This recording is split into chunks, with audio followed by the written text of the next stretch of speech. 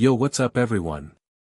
It's Super Harry, and today we're checking out, what if Gringotts' blood ritual revealed Harry heir to 15 ancient houses and Dumbledore stole 47 vaults. Drop a like if you're hyped. Subscribe for daily content. Let's get this story started. Chapter 1, Blood and Gold. The letter arrived at 4 in the morning. Harry knew it was 4 because he'd been awake since 2, lying on his back in the smallest bedroom of number 4, Privet Drive, staring at a water stain on the ceiling that had been shaped like a Hungarian horntail for as long as he could remember. He'd been thinking about nothing in particular, which was itself a kind of thinking he'd gotten good at, the blank static that filled the space between 1 year at Hogwarts and the next, between one crisis and the waiting for the next one.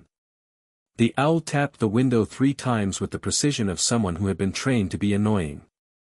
He crossed the room in the dark, unlatched the glass, and the bird, a severe-looking Gringotts owl with bronze feathers and the general temperament of a senior bank official, dropped a thick cream envelope onto his hand and left without waiting for a reply. Harry turned it over.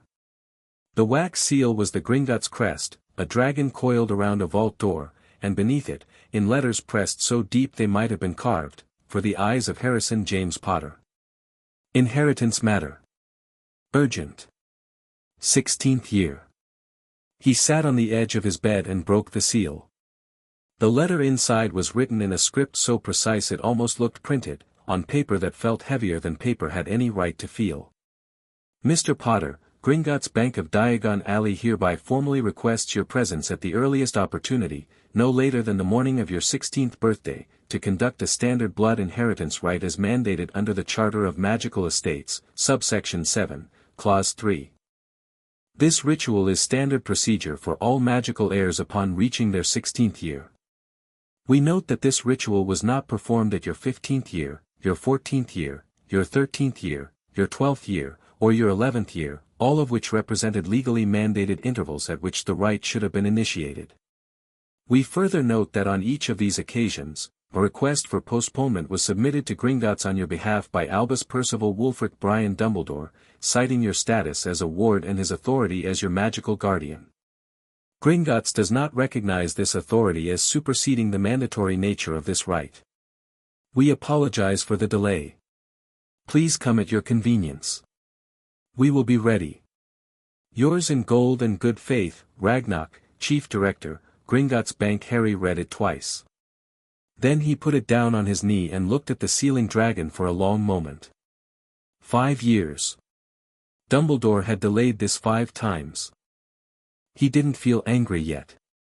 It was too early in the morning for anger, and besides, there was something about the feeling, the cool, still weight of it, that told him anger would be a waste of what this was. This was information. Information was better than anger. He folded the letter carefully, tucked it under his mattress, and went back to sleep. His birthday was 2 days later. The Dursleys ignored it with their customary discipline, Aunt Petunia making a point of cooking an enormous breakfast that stopped precisely 1 plate short of Harry's place at the table. Uncle Vernon read his newspaper with the focused intensity of a man pretending a problem didn't exist. Dudley ate 4 sausages and didn't look up. Harry made himself toast, ate it standing at the counter, and said, "I need to go to London today." Vernon's newspaper lowered exactly 3 centimeters. "You'll need to take the bus. I'm not your taxi service." "I know," Harry said. "I'm not asking you to drive me. I'm telling you I'm going." The newspaper went back up. Harry finished his toast, went upstairs, put on a clean shirt, and was out the door by 8:30. The night bus dropped him in Charing Cross Road at 9:20. He walked through the leaky cauldron, Tom the barman gave him a nod, and 2 witches at a corner table whispered to each other in a way Harry had learned to simply not look at, and into Diagon Alley. It was a warm July morning and the alley was busy with summer shoppers, parents with Hogwarts lists, clusters of younger kids pressed against the windows of Weasley's Wizard Wheezes, which had opened to considerable fanfare the previous spring and was currently displaying a rotating sign that read, "We will not be undersold on mayhem." Harry almost stopped.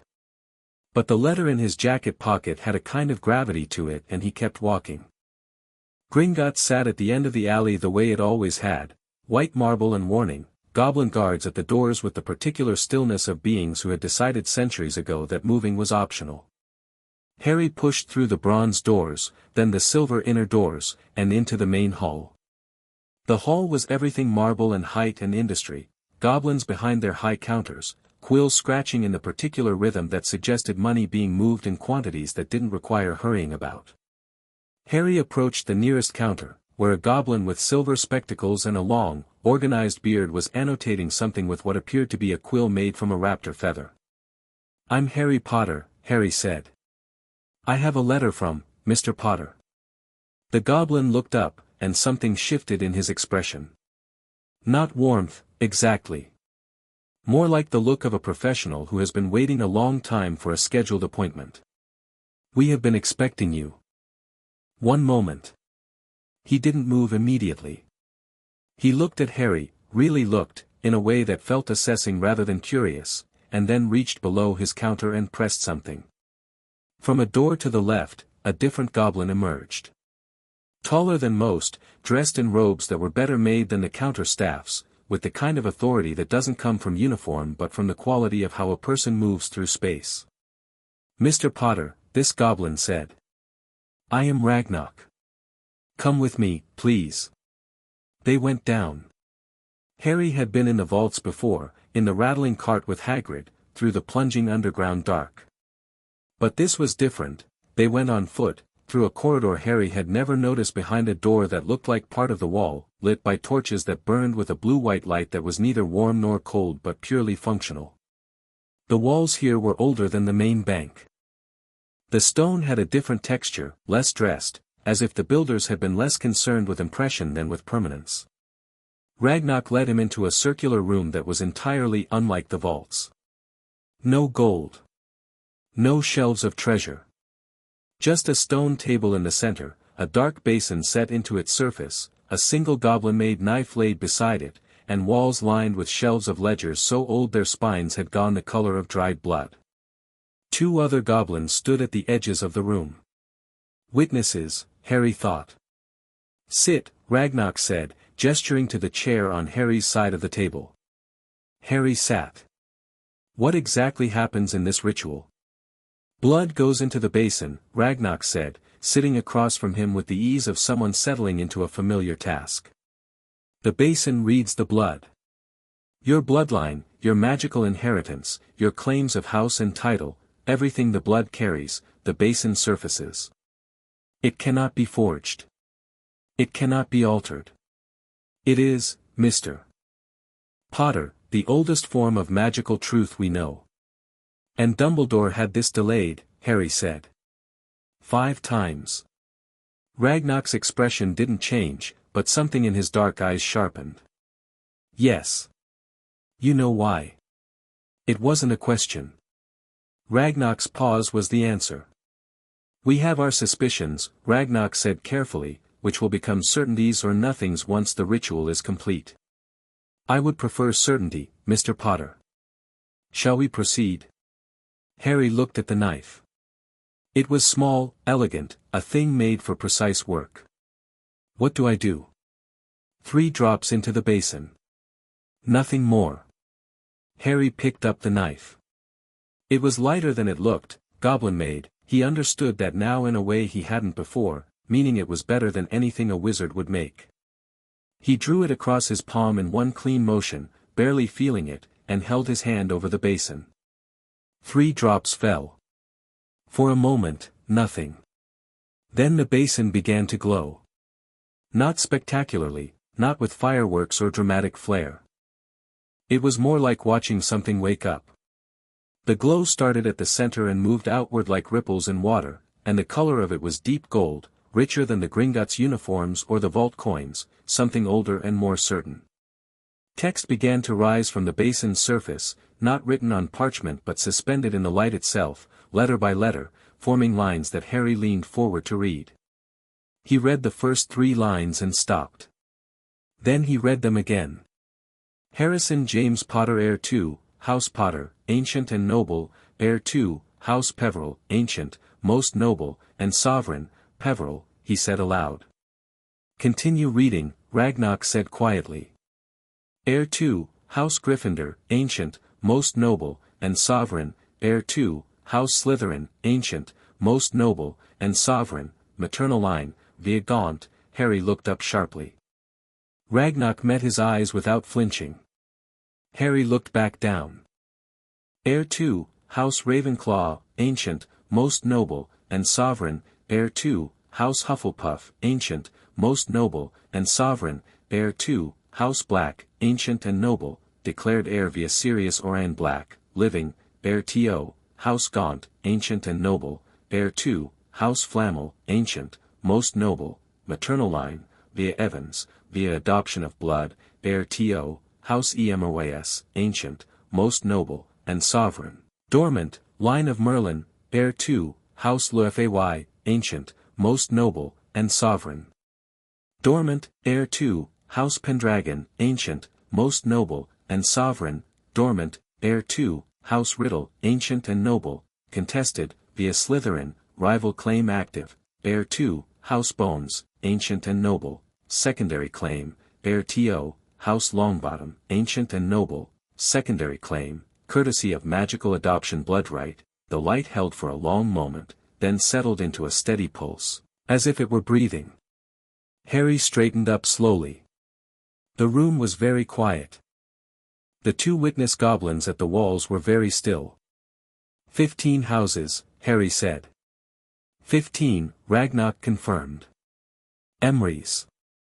As in Merlin. As in Merlin. Harry sat with that for a moment. How? Magic, Ragnock said, and his voice had a dryness to it that was not quite humor but was adjacent to respect, does not observe the boundaries that wizards draw around it. Bloodlines are older than houses. Houses are older than politics.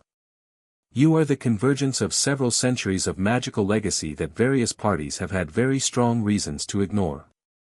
Dumbledore, Harry said. Yes. Tell me. Ragnock reached below the table. There was a shelf there, Harry now saw, and on it sat a series of ledgers with that same dark-spined age to them, and withdrew 3 volumes. He set them on the table between himself and Harry with the particular care of someone handling evidence. When a house is declared extinct, Ragnock said, opening the first volume to a page he clearly had already bookmarked, its vaults do not disappear. They enter what we call stasis, sealed, inaccessible, waiting for the declaration of a legitimate heir or for the magical charter governing the house to declare final termination after 100 years with no claim. In that window, a magical guardian of a potential heir may petition Gringotts to hold those assets in trust, managed by the bank. That sounds reasonable, Harry said carefully. It is reasonable, Ragnock said. The problem occurs when the guardian directs the trust. When the guardian says, invest these funds here, purchase these properties, establish these accounts. We are bound by law to follow the direction of the trust manager within the parameters of the trust instrument. And the trust instrument, he turned another page, in every single one of these 15 cases, was drafted by the same individual. Harry looked at the page. There, in a signature he recognized from school letters and Hogwarts announcements, was Albus Dumbledore's looping, confident hand. He drafted trust instruments for all 15 houses. He drafted trust instruments for all 15 houses, Ragnock said. Naming himself as trust manager. In each case, the language of the instrument was technically compliant with our charter. In each case, the use of the trust funds, Ragnock opened the second ledger, and the numbers on the page hit Harry like a physical thing, was not. The second ledger was a record of withdrawals. Decades of them. Going back to the 1940s, some of them, before Dumbledore was headmaster, before he was chief warlock, when he was just a professor with an extraordinary gift for paperwork and a clear sense of long-term planning. Withdrawals from House Peverell's vault to fund what was listed as educational initiatives. Withdrawals from House Gryffindor's vault marked as charitable donations, ministry discretionary. Withdrawals from House Flammel's secondary vaults, House Emery's as dormant reserves, House Lefay's considerable liquid assets. How much, Harry said. He was surprised by how steady his voice was.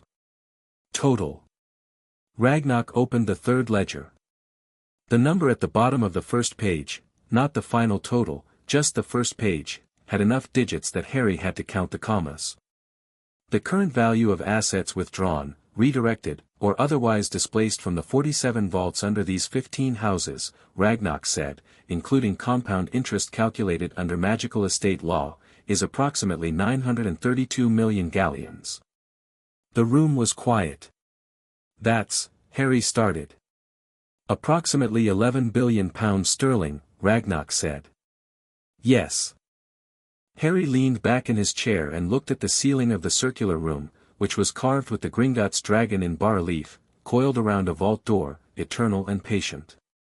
He thought about the cupboard under the stairs. He thought about 5 years of delayed rituals.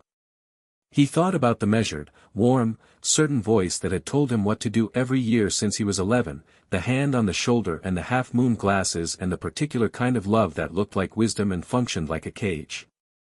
He knew, Harry said. He knew what this ritual would show. Almost certainly, Ragnarok said. And he kept delaying it to keep me from knowing. That is our assessment, yes. Harry looked back down at the ledgers. What can I do about it? Legally. Something in Ragnarok's expression shifted, and this time, Harry recognized it. It was satisfaction. The quiet, deep satisfaction of someone who has been waiting for the right question for a very long time. As the revealed heir to 15 ancient and noble houses, Ragnarok said, including 4 sovereign houses, Peveril, Emrys, Lofay, and Pendragon, you have immediate legal standing under the Charter of Magical Estates to claim your inheritance in full. You have the right to demand a full accounting of all trust-managed assets.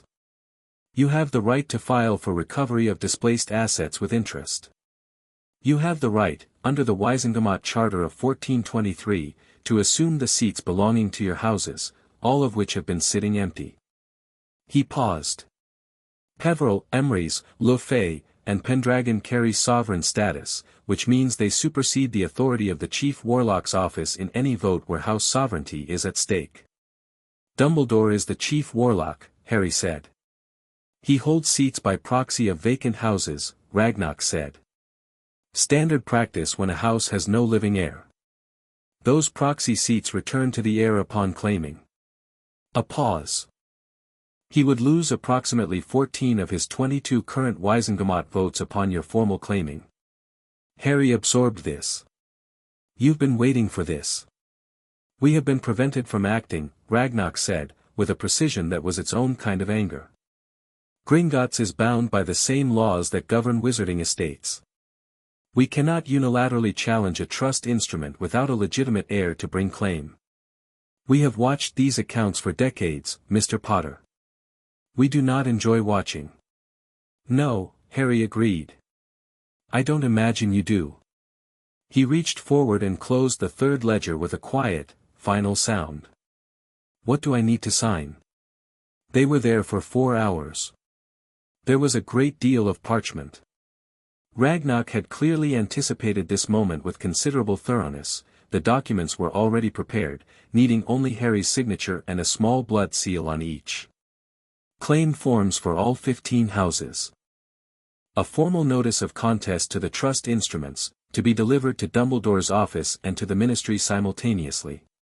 A request for full accounting. A petition to the Wisingamot for seat recognition. And one additional document that Ragnarok presented last, setting it apart from the others with the care of someone presenting a weapon. This, Ragnarok said, is a criminal referral under the Gringotts Bank Act of 1717. It constitutes a formal report to the Ministry's Office of Magical Law Enforcement charging the named individual with the following: unauthorized use of trust funds, fraudulent misrepresentation of guardianship authority, willful obstruction of inheritance rights, and misappropriation of estate assets totaling in excess of 100 million galleons. Which is the threshold at which wizarding law considers the crime a matter of public concern rather than a civil dispute. Harry looked at the name already filled in on the document. Albus Percival Wulfric Brian Dumbledore. All 4 names, in that precise goblin script, like a sentence. He signed it. The blood seal burned briefly, not painfully, but firmly, the way something settling into permanence feels. When he lifted his thumb, the seal had become part of the parchment, deeper than ink. "Copies will be delivered," Ragnarok said, "to the ministry, to the Wisengamot clerk's office, to the Department of Magical Law Enforcement, and to the International Confederation of Wizards, since 2 of the relevant houses carry international treaty standing." He gathered the documents with a precise efficiency. "And 1 copy will be delivered to Albus Dumbledore directly." "When?" Harry asked. "This afternoon." Harry nodded. He stood, and the room felt different than it had when he'd walked in, not smaller, but cleaner, somehow. Like a space that had been holding its breath had finally let it go. "Mr. Potter," Ragnarok said, as Harry turned toward the door. Harry looked back. "We have been banking for the Potter family for 4 generations, Ragnarok said. Your great-grandfather Charles Potter was a man who understood that a bank's honor is not merely financial." He met Harry's eyes with the direct, unblinking certainty of someone speaking a formal truth. "It is our privilege to serve you. And it is our considerable pleasure to see this matter finally addressed." Harry held the goblin's gaze for a moment. "Thank you, Ragnarok. For not looking away." He walked back through the corridor, up through the main hall, and out into the July sunshine of Diagon Alley. He sat on a bench outside Florian Fortescue's with an ice cream he didn't particularly want and thought through his next move with the methodical calm of someone who had been in enough dangerous situations to know that the first hour after a revelation was the worst time to act on it. He had to tell Sirius. That was first. He had to tell Hermione, because she was the only person he knew who could read 900 pages of legal documents overnight and come back with a strategy before breakfast. He needed to not tell Ron yet, not because he didn't trust Ron, but because Ron's family had a complicated relationship with Dumbledore and Harry needed to understand that complexity better before he put Ron in the middle of it. He pulled out a piece of parchment from his jacket. He'd taken to carrying some, after 5th year taught him that situations arose, and began writing 2 letters. The letters were short, because the situation didn't require length to be understood. "Meet me in London. Leaky Cauldron, 6 o'clock. I need to show you something. Don't tell anyone." He sent Sirius's letter with a Gringotts owl he borrowed from outside the bank. He sent Hermione's with his own Hedwig, who had followed him from Privet Drive at a discreet distance and was now sitting on top of a lamppost nearby looking extraordinarily pleased with herself. Then he went and spent an hour in Flourish and Blots buying every book he could find on wizarding estate law, Wisengamot procedure, and the history of the ancient and noble houses. The books cost him more than he'd usually spend without thinking about it, and then he remembered that he had just legally reclaimed 932 million galleons and felt mildly absurd. Hermione arrived at the Leaky Cauldron at 5:45, which meant she had apparat as soon as she got the letter and spent 15 minutes around the corner composing herself. Harry knew this because he knew Hermione. She sat down across from him at the back corner table he'd chosen, looked at the stack of books beside him, and said, "How bad is it?" "On a scale of 1 to 10, Harry said, "it's a 15. She stared at him. "That's not how scales work." "I know." He pushed the folder of documents Ragnarok had given him, a summary copy, prepared with goblin foresight, across the table. "Read." She read. She was quiet for the first 2 pages, which was normal Hermione reading quiet. By page 4, a line had appeared between her brows. By page 7, she'd pulled out her own quill and was making small, precise notes in the margins of her notepad. By page 12, she'd stopped making notes and was just reading with the fixed intensity of someone watching a building collapse in slow motion. She finished the summary report and set it down carefully. 15 houses, she said. 15. Including Merlin's house. Emery's, yes. And Dumbledore, she stopped. Pressed her lips together. Picked up her notes and looked at them without reading them. He knew. "Ragnarok thinks he's known since before I was born," Harry said. "Since he started drafting those trust instruments in the 40s. He wasn't just guarding the assets, Hermione. He was building with them.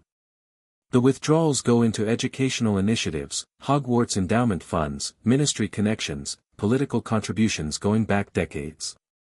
He used the money to build the exact infrastructure that made him untouchable. Hermione was quiet. The leaky cauldron moved around them, a group of older wizards at the bar, Tom polishing glasses, the ordinary traffic of magical London unaware that anything had changed. "He loves you," she said finally. It wasn't a defense. It was more like someone identifying the most difficult part of a problem. "I know," Harry said. "I think he does. That's the part that," he stopped. "That's the part one can't look at directly yet." She nodded. There was a precision to her understanding of him that only came from years of watching each other through things, and she didn't push. "The legal standing is real," she said instead, switching tracks with the practicality of someone who copes by working. 15 houses, for sovereign, that's unprecedented. I don't think anyone has held 4 sovereign houses simultaneously since, she flipped to her notepad. Since 1212. Pendragon and Emery's were last held concurrently by the same bloodline under, she looked up. Under Arthur Pendragon. Harry stared at her. "I know," she said. "I know. But the math doesn't lie and neither does the basin, apparently." She tapped the parchment. "The Wisengamot seats are the key. 14 votes back to you from Dumbledore's proxy holdings, plus the seats you're claiming directly, Harry, you'd have the second largest block of votes in the Wisengamot. Potentially the largest if the secondary house claims are all recognized. And he gets the criminal referral this afternoon." Hermione went very still. "You filed the criminal referral." "Ragnarok filed it. I signed it." She picked up her butterbeer and took a long drink. "He is going to move fast," she said. "The moment he gets that letter, he's going to start managing the situation. That's what he does. He's extraordinary at managing situations, Harry. He's been doing it since before our parents were born." "I know," Harry said. "Which is why we need to move faster." The door to the leaky cauldron opened at that moment, and Sirius Black walked in. He was thinner than he should have been. Azkaban never fully left a person, and the year at Grimmauld Place had put a particular kind of hollowness behind his eyes that Harry hated looking at. But he moved like himself, the old black family grace still in there under everything, and when he spotted Harry his face did the thing it always did, lit up, briefly and genuinely, the face of a man who still couldn't quite believe his luck at being alive to see this. He dropped into the chair beside Harry. "Happy birthday, by the way, since apparently we're doing important things on your birthday now. Is this a tradition we're establishing?" "Read this," Harry said, and pushed the folder across.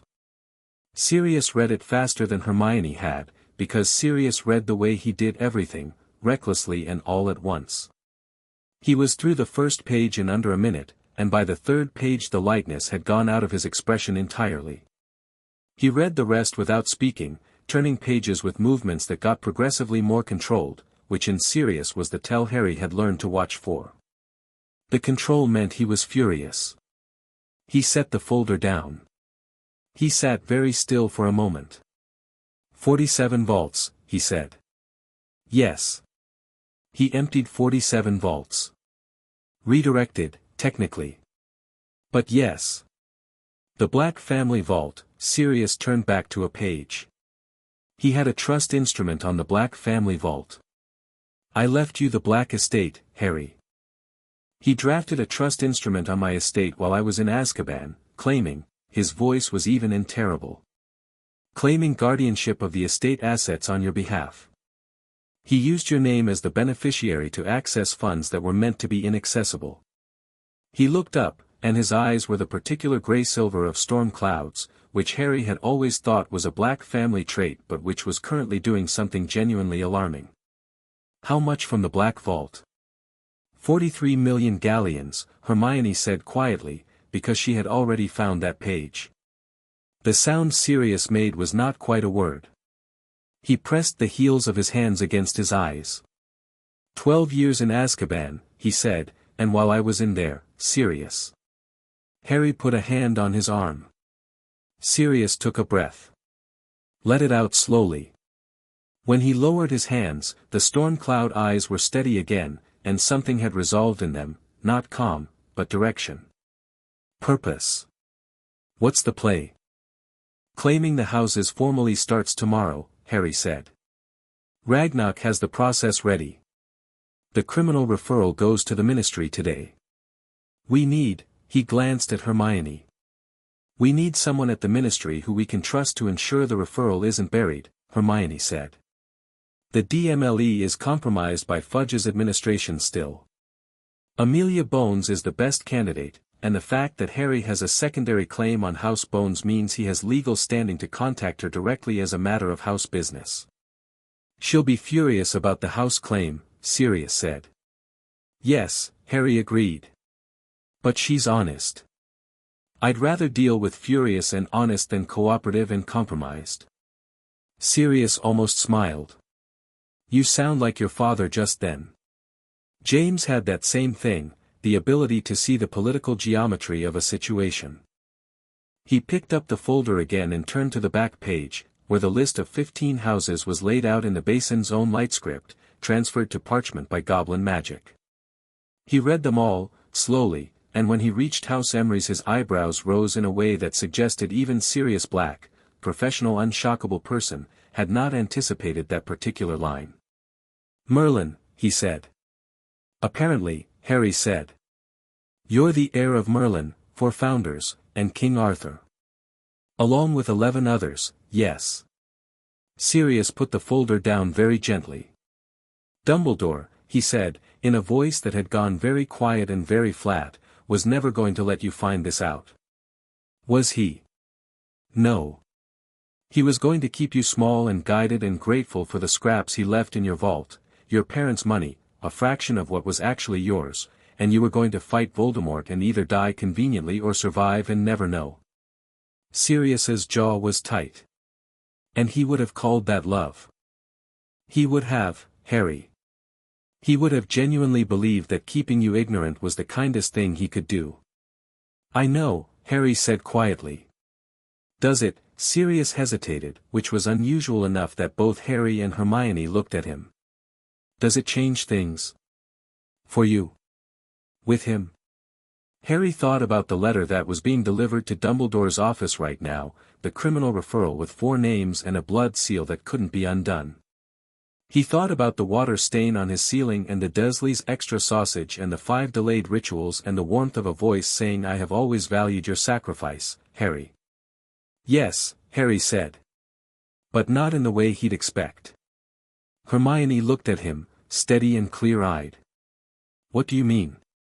He expects me to be hurt, Harry said. Or angry. He expects me to react, to come at him loud, and he can manage that, absorb it, redirect it. He's been managing my reactions for 5 years.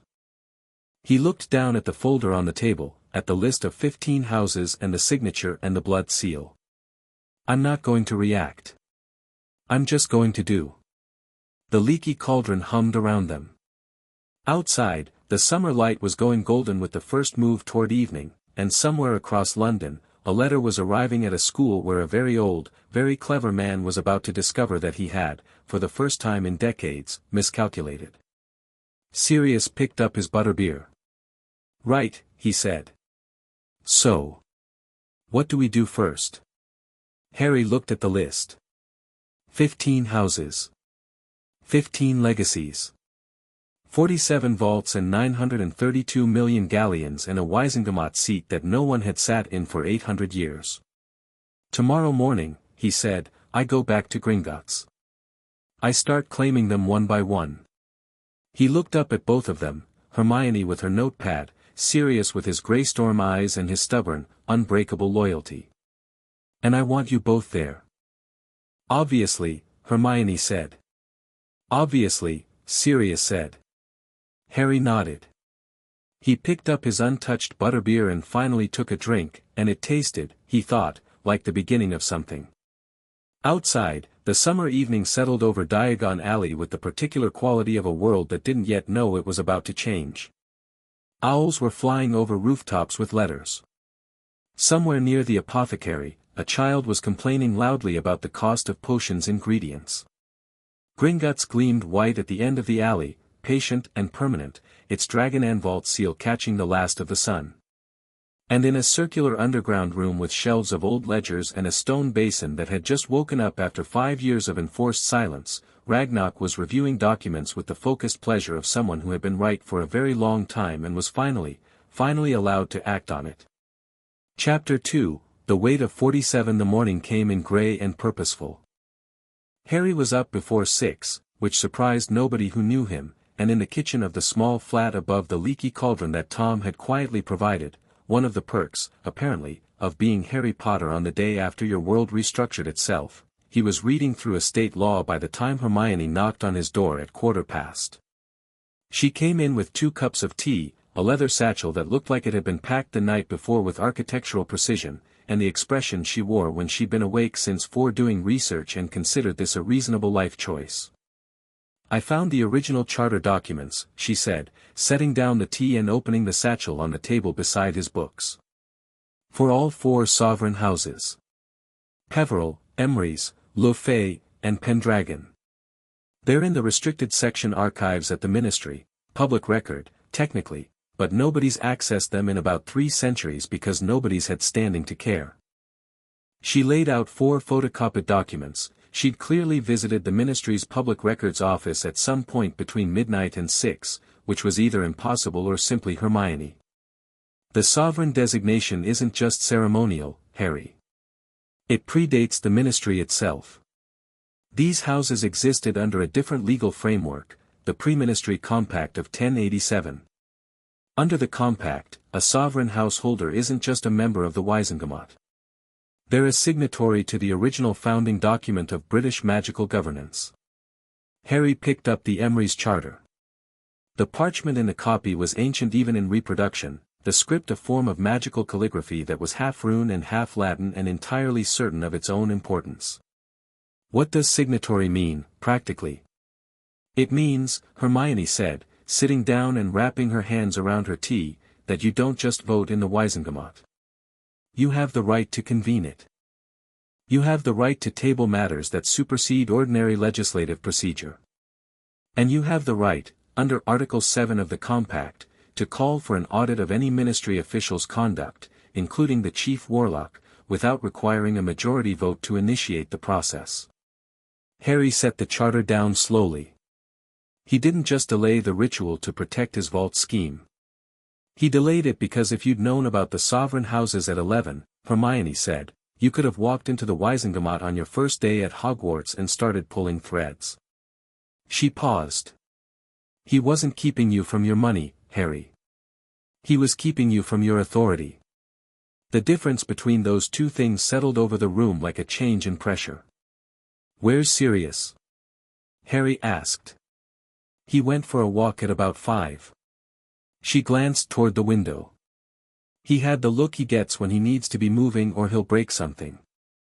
As if on cue, the flat door opened and Sirius came in, carrying a paper bag from a Muggle bakery 2 streets over and wearing the expression of someone who had resolved something important during a walk and was now ready to be functional about it. "I've been thinking," he said, dropping into the 3rd chair and pulling a croissant from the bag, "about the Wizengamot seats. 14 of them come back from Dumbledore the moment Harry formally claims the houses. But that's not the interesting number. The interesting number is the fudge block." Hermione looked up sharply. "You think fudge is involved?" "I think Dumbledore didn't do all of this in a vacuum," Sirius said. "He had ministry cooperation at key points, the guardianship declarations, the trust instruments. Some of those required ministry witness signatures. I spent the walk going through the documents in my head, and at least 3 of the trust instruments have ministry co-signatories." He looked at Harry. "I don't think Fudge knows the full picture. He's not that clever.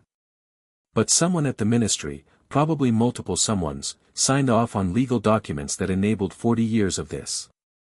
"Which means the referral might get buried," Harry said. "Which means the referral might get buried," Sirius confirmed. Harry thought for a moment. Amelia Bones. Yes. Today, before anything else. Sirius nodded. I wrote her last night. She'll see you. Harry raised an eyebrow. You wrote her while you were furious and it was past midnight? I write excellent letters when I'm furious, Sirius said with dignity. I'm a black. It's a family skill. Amelia Bones met them in a conference room at the DMLE offices that smelled of old case files and institutional tea. She was a solid woman with square-framed spectacles and the kind of posture that came from decades of not being intimidated by anything, and she looked at Harry with an expression that was impossible to read, part wariness, part something that was working very hard not to become surprise. Mr. Potter, she said, shaking his hand with the briskness of someone who didn't use handshakes for warmth. Mr. Black. Miss Granger. She sat. I received the letter last night. I've also received a copy of the criminal referral from Gringotts, which arrived via official bank delivery at 7 this morning. She folded her hands on the table. I've read both. I want to be extremely precise about what I say next, so bear with me. Of course, Harry said. The referral is legally valid, she said. The bank's standing to file is unimpeachable, and the blood ritual evidence is the strongest form of evidentiary documentation in wizarding law. If this goes to formal investigation, the record is clear. She looked at Harry directly. I am also aware that you have filed a claim on House Bones as a secondary inheritance. I have, Harry said. I want you to understand, Amelia said evenly, that my professional obligation to investigate this matter does not depend on and will not be influenced by any house connection between us. I would investigate this regardless. I know, Harry said. The house claim isn't a favor. It's a statement of record. I'm not asking for anything from House Bones except the acknowledgement that I have the legal right to approach you directly on matters of shared house standing. She studied him for a moment. Whatever she was looking for, she seemed to find enough of it. The problem, she said, is the ministry co-signatories on the trust instruments. I've already had a preliminary look at 2 of them. A brief, tight expression crossed her face. One is from a ministry official who retired in 1989 and died in 1994. The other is from an official who is currently senior undersecretary in the Department of Magical Cooperation. Percy Weasley's old boss, Hermione said quietly. Among others, yes. Amelia's voice was careful.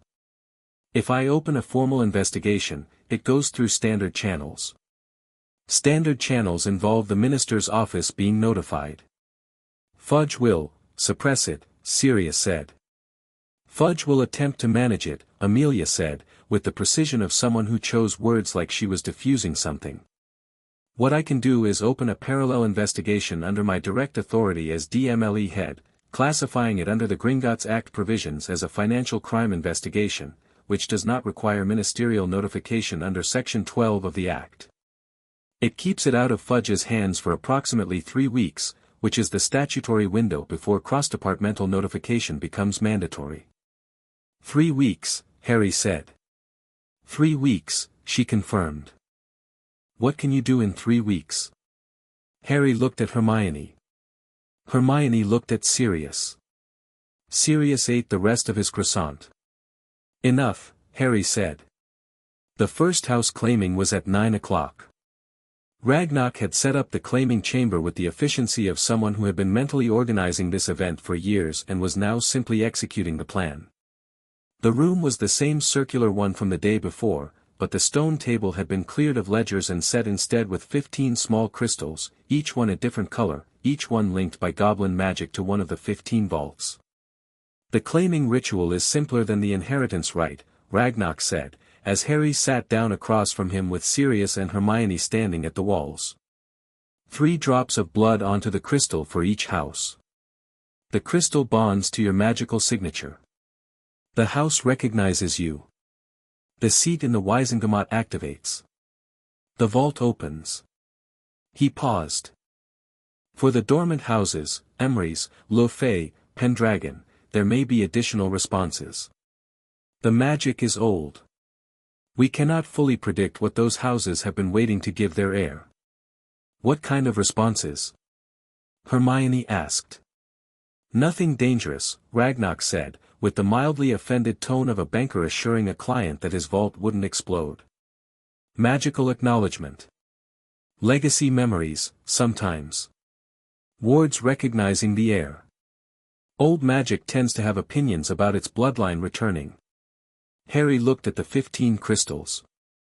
They were arranged in a loose arc across the table, ranging from a deep crimson, House Potter, to a pale silver that had a quality of light to it that wasn't quite reflection, something more like memory. That one was Emery's. He started with Potter. 3 drops, and the crimson crystal lit warm and steady, like a hearth. Straightforward. Familiar. The magic of it recognized him like a handshake. Gryffindor was next, deep gold, and when his blood touched it the warmth was sudden and full, like stepping into a sunlit room after a long cold.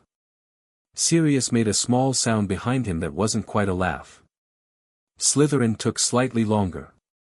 The silver-green crystal sat for a moment after the blood touched it, as if considering, and then lit with a cool precision that was nothing like the warmth of Gryffindor, not cold, exactly, but measured. Calculating.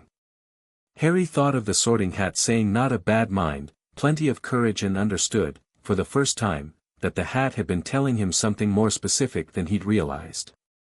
Peveril was black. Deep black, and when it lit it didn't change color, it deepened, the darkness becoming richer and more absolute, and Harry felt something move in his chest that wasn't emotion so much as recognition. As if something in his blood had been waiting for exactly this and was now simply settling into place. Ravenclaw was blue bronze. Hufflepuff golden warm. Gaunt was a muddy amber that lit reluctantly, as if the house itself had reservations, which Harry felt was fair. Flamel was copper bright, with a quality of heat that suggested alchemy and ancient process. Black, his godfather's house, was silver and absolute. When it lit, Sirius exhaled behind him, a long, careful breath. Harry didn't look back, but he reached out a hand and Sirius gripped it briefly, hard, and let go. Bones was clean white. Longbottom, warm brown. Then the 3 dormant ones. Pendragon first. The crystal was a deep, pure red, not the warm crimson of Potter but something older and more specific, the red of heraldry and old oaths. When his blood touched it there was a sound, low and resonant, like a single note struck on a very large bell, felt more than heard. The crystal lit and the light didn't stay in the crystal. It spread across the table surface in veins, like cracks forming in something that had been sealed for a very long time. Ragnarok watched this with an expression of professional interest. The wards on the Pendragon estate are recognizing the heir, he said calmly. There is a property in Wales that has been sealed since 1217. It has been sealed since the last Lord Pendragon died without issue. The wards are receiving the blood claim now. He paused. The property will be accessible to you at your convenience. There's a Pendragon estate, Harry said. Castle, technically, Ragnarok said. Harry absorbed this. Right.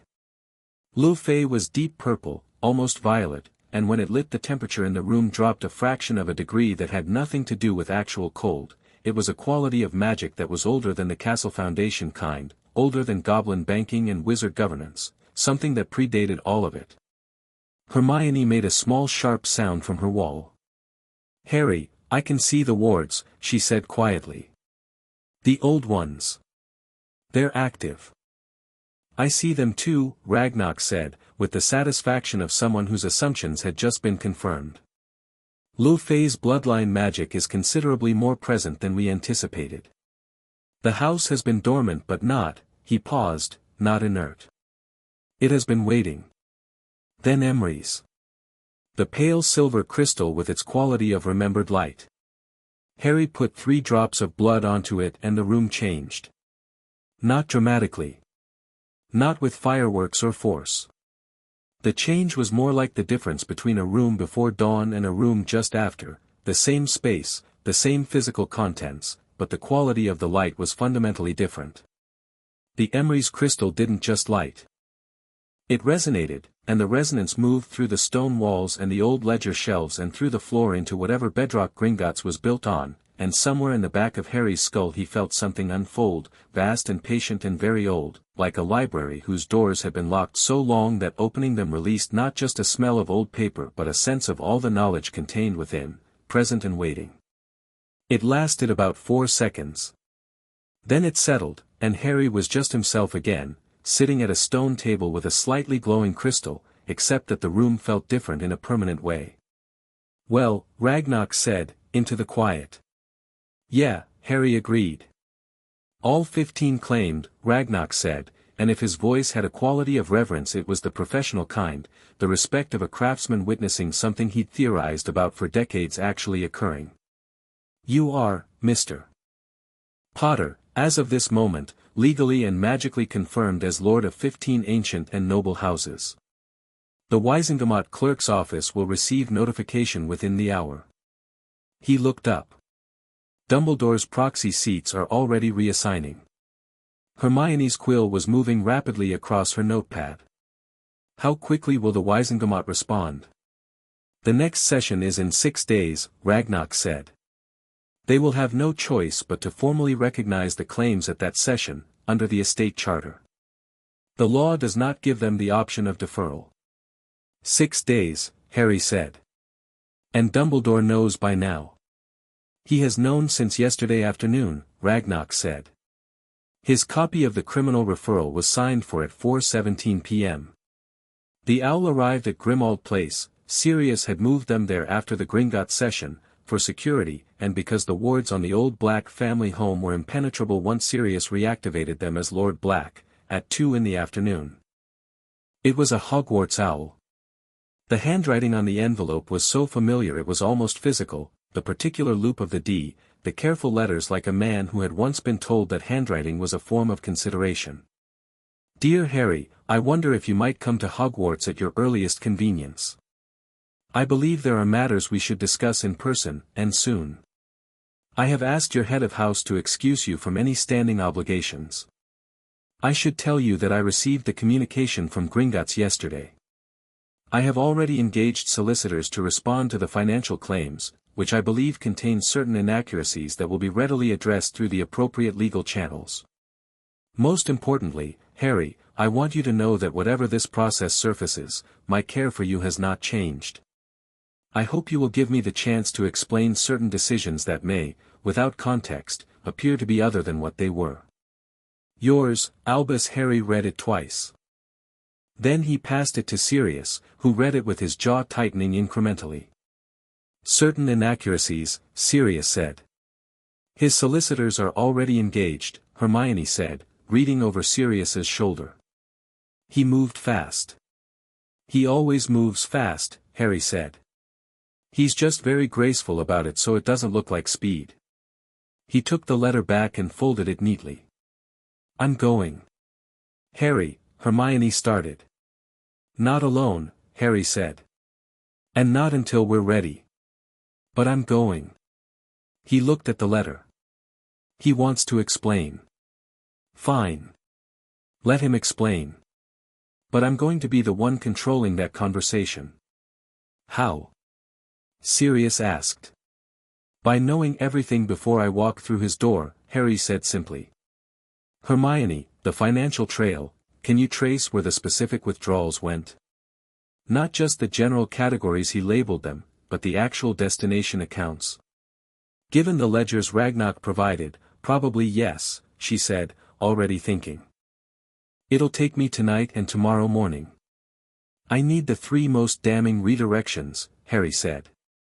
"Things that can't be explained by charitable interpretation.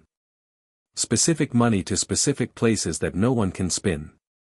Hermione's expression was complicated, the look of someone who was very good at following rules discovering that using her skills to dismantle an authority she trusted was different in the doing than in the abstract.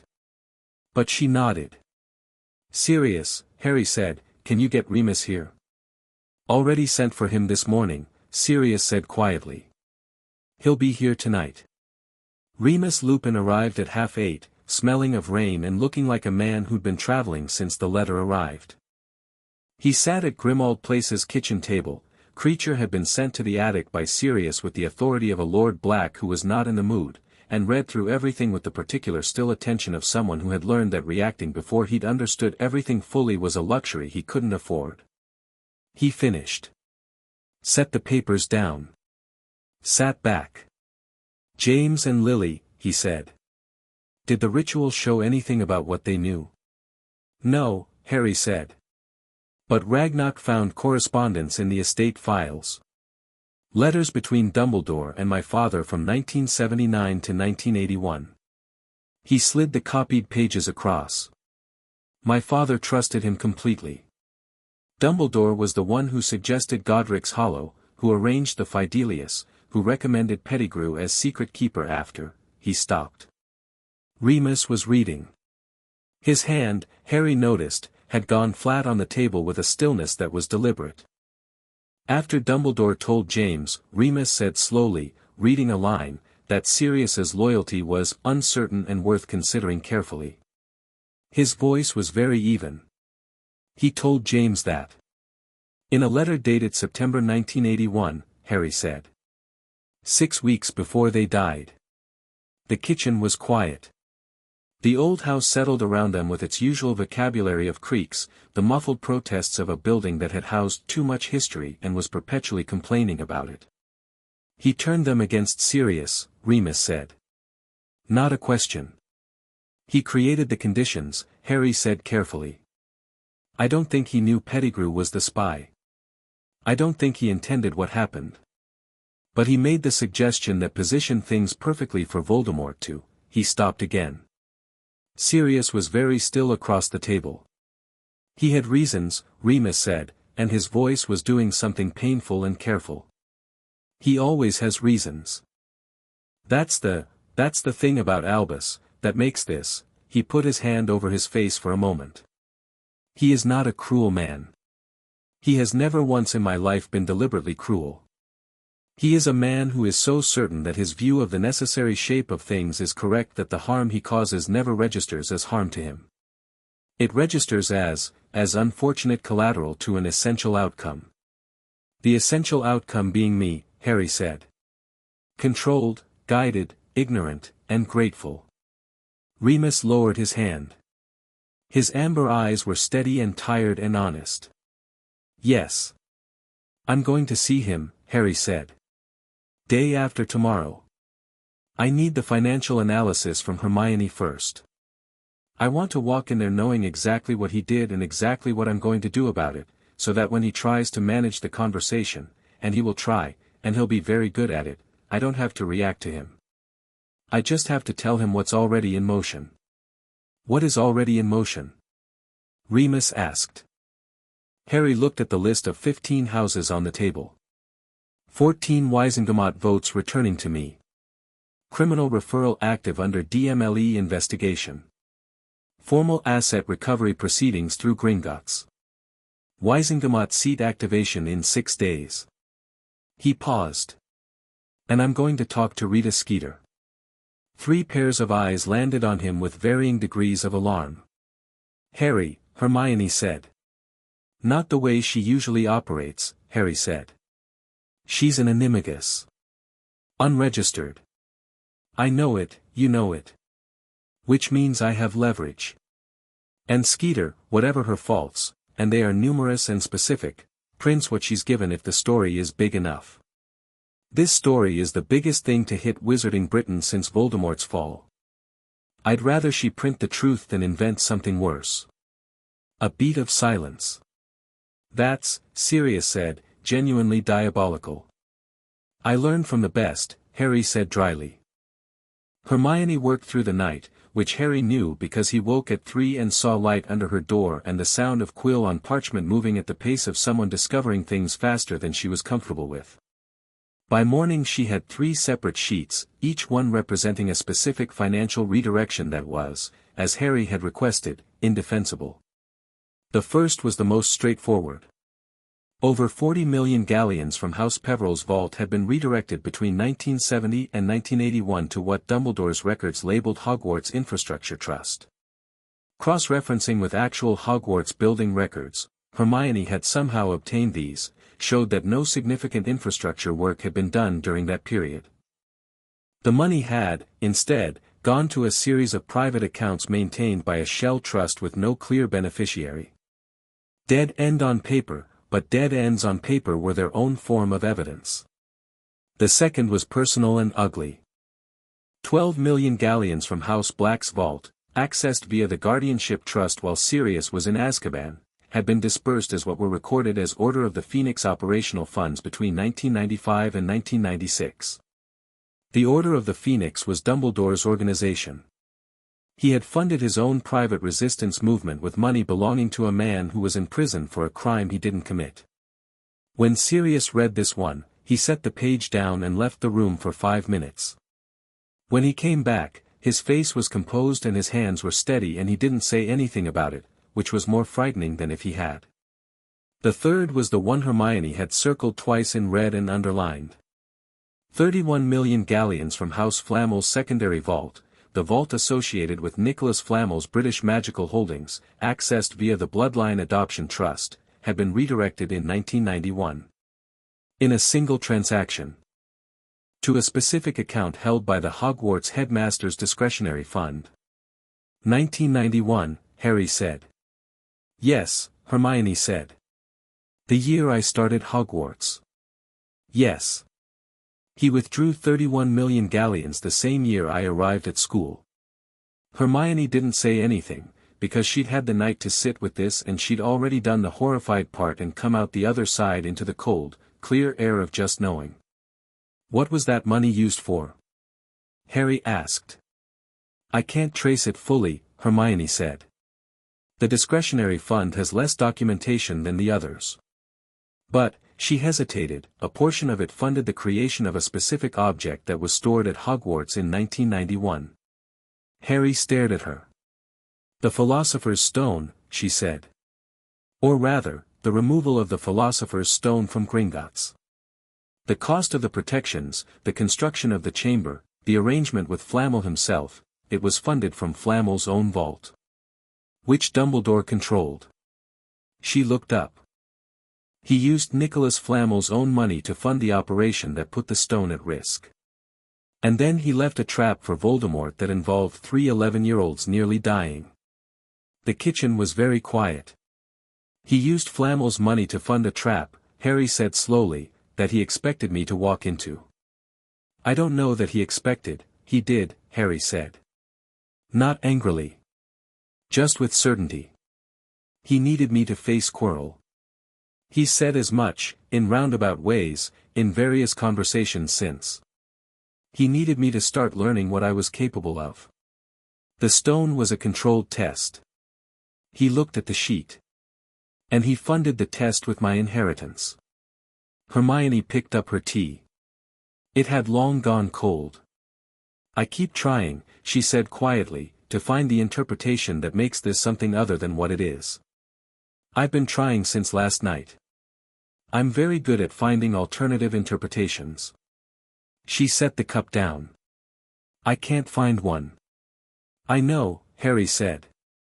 She looked at him with the directness she reserved for moments when she'd decided that softness wasn't what the situation needed. How are you actually doing with this? He thought about it honestly. You know what's strange? I think I've been processing it for longer than I realized. Every time something felt wrong, every time a decision was made for me, every time I was steered away from a question, every time the answers I got were just enough to keep me moving in the right direction, I filed it away. I thought it was just how things were. Adults made the big decisions and I fought the immediate battles. He looked at the papers on the table. I'm not surprised by this. I'm clear about it. That's different from being fine with it. But clear is what I need right now. Sirius appeared in the doorway. Rita Skeeter is downstairs, he said, with the expression of a man announcing that a mongoose had gotten into the house. She says she got your owl. Good, Harry said, standing up. He straightened his jacket, gathered the specific 3 sheets from Hermione's work, and said, "Don't let her near anything she hasn't been explicitly given." "Obviously," Hermione said. Rita Skeeter looked exactly the same as she had during the Triwizard Tournament, blonde, constructed, with the quick quotes quill already hovering hopefully at her shoulder like a very eager familiar. She had the look of a woman who had spent the past year or so at a lower wattage than she was used to and was currently recalibrating upward very quickly. "Harry Potter," she said, in the warm professional voice she used when she wanted something. "My, how I need 3 things from you," Harry said, sitting down across from her in the Grimmauld Place sitting room without preamble. "In exchange, I'll give you the biggest story of the last 25 years. Rita's quill stopped its hopeful hovering. She looked at him, really looked, with the sharp assessing intelligence that her surface performance often obscured. "You've grown up," she said, and for once it didn't sound like a column line. "The 3 things," Harry said. 1. Everything you print comes through me first for factual verification. Not editorial control, I'm not censoring you. But I need accuracy because accuracy is what makes this story unassailable. 2. You run the story simultaneously in the Daily Prophet and in 2 international publications. I'll provide the contacts. The international angle is non-negotiable. 3. You never, at any point, mention the unregistered animagus status of a certain journalist of my acquaintance." The last point landed. Rita's expression didn't change by much, but the quality of her attention sharpened into something like respect. "You've been sitting on that." "I've been waiting for a use for it," Harry said. "This is the use." She looked at the folder on the table between them. "What's in there?" "Financial records from Gringotts documenting the misappropriation of 47 vault accounts belonging to 15 ancient and noble houses," Harry said. "Criminal referral documentation already filed with the DMLE. Evidence trail linking the responsible party to action stretching back to the 1940s. He paused. "The responsible party is Albus Dumbledore." Rita Skeeter was quiet for a full 3 seconds, which was, Harry suspected, a personal record. "Evidence," she said. "Documented, blood-sealed, goblin-verified," Harry said. "This isn't a rumor campaign. This isn't character assassination. This is a paper trail that begins in 1947 and ends with a criminal referral filed this week. I am giving you facts. What you do with facts is up to you." She reached across and picked up the folder. She opened it. She began reading, and her quick quotes quill, hovering forgotten at her shoulder, began moving without her apparent direction, not transcribing her words but making its own rapid notes, the sign of a journalist whose conscious mind was occupied but whose professional instincts had taken over automatically. She read for 12 minutes. Then she looked up. "You understand," she said, "that when this prints, it will be the most significant story in the history of Wizarding Britain." "Yes," Harry said. "And you want it printed." "I want it known," Harry said. "There's a difference. I'm not doing this for spectacle. I'm doing it because people deserve to know what was done in the name of their protection. And because the political machinery is going to try to bury it, and a front-page story in 3 publications simultaneously is harder to bury than a criminal referral." Rita looked at the folder again. Looked at Harry. "How old are you?" 16, Harry said. "As of 2 days ago." She set the folder down with a precision that was almost reverent. "The 3 conditions are acceptable." She leaned forward slightly. "When can I have the full documentation package?" "Tomorrow," Harry said. "After I've spoken to Dumbledore." "You're going to tell him first," she said. Not disapprovingly. Like she was filing it as data. "I'm going to tell him what's already done," Harry said. "There's a difference between telling someone something and warning them. I'm not warning him." He went to Hogwarts the following afternoon. The school was quiet in the summer, skeleton staff, a few students doing remedial work, the particular held-breath quality of a building between purposes. The grounds were lush and overgrown in the way they got when term was out and the gamekeeper's attention had shifted to the forest, and Harry walked up from the gate through the warm afternoon with his hands in his pockets and the folder under his arm. McGonagall met him at the main entrance. She looked at him for a moment, the particular measuring look she'd been giving him since he was 11, which had always contained both worry and something that might be pride, and said, "He's in his office." "I know," Harry said. She held his gaze. "Harry. Whatever is happening, I'll tell you everything," Harry said. "After." He paused. "Professor, will you stay nearby? In case I need a witness?" Something moved in her expression. It was there and gone fast enough that she didn't have to address it, but Harry had seen it, and what it was recognition, the look of someone who had filed away small wrongnesses over a long time and was now seeing them assemble into a shape she hadn't wanted to name. "I'll be in my office," she said. He took the stairs. Dumbledore's office was exactly as it always was.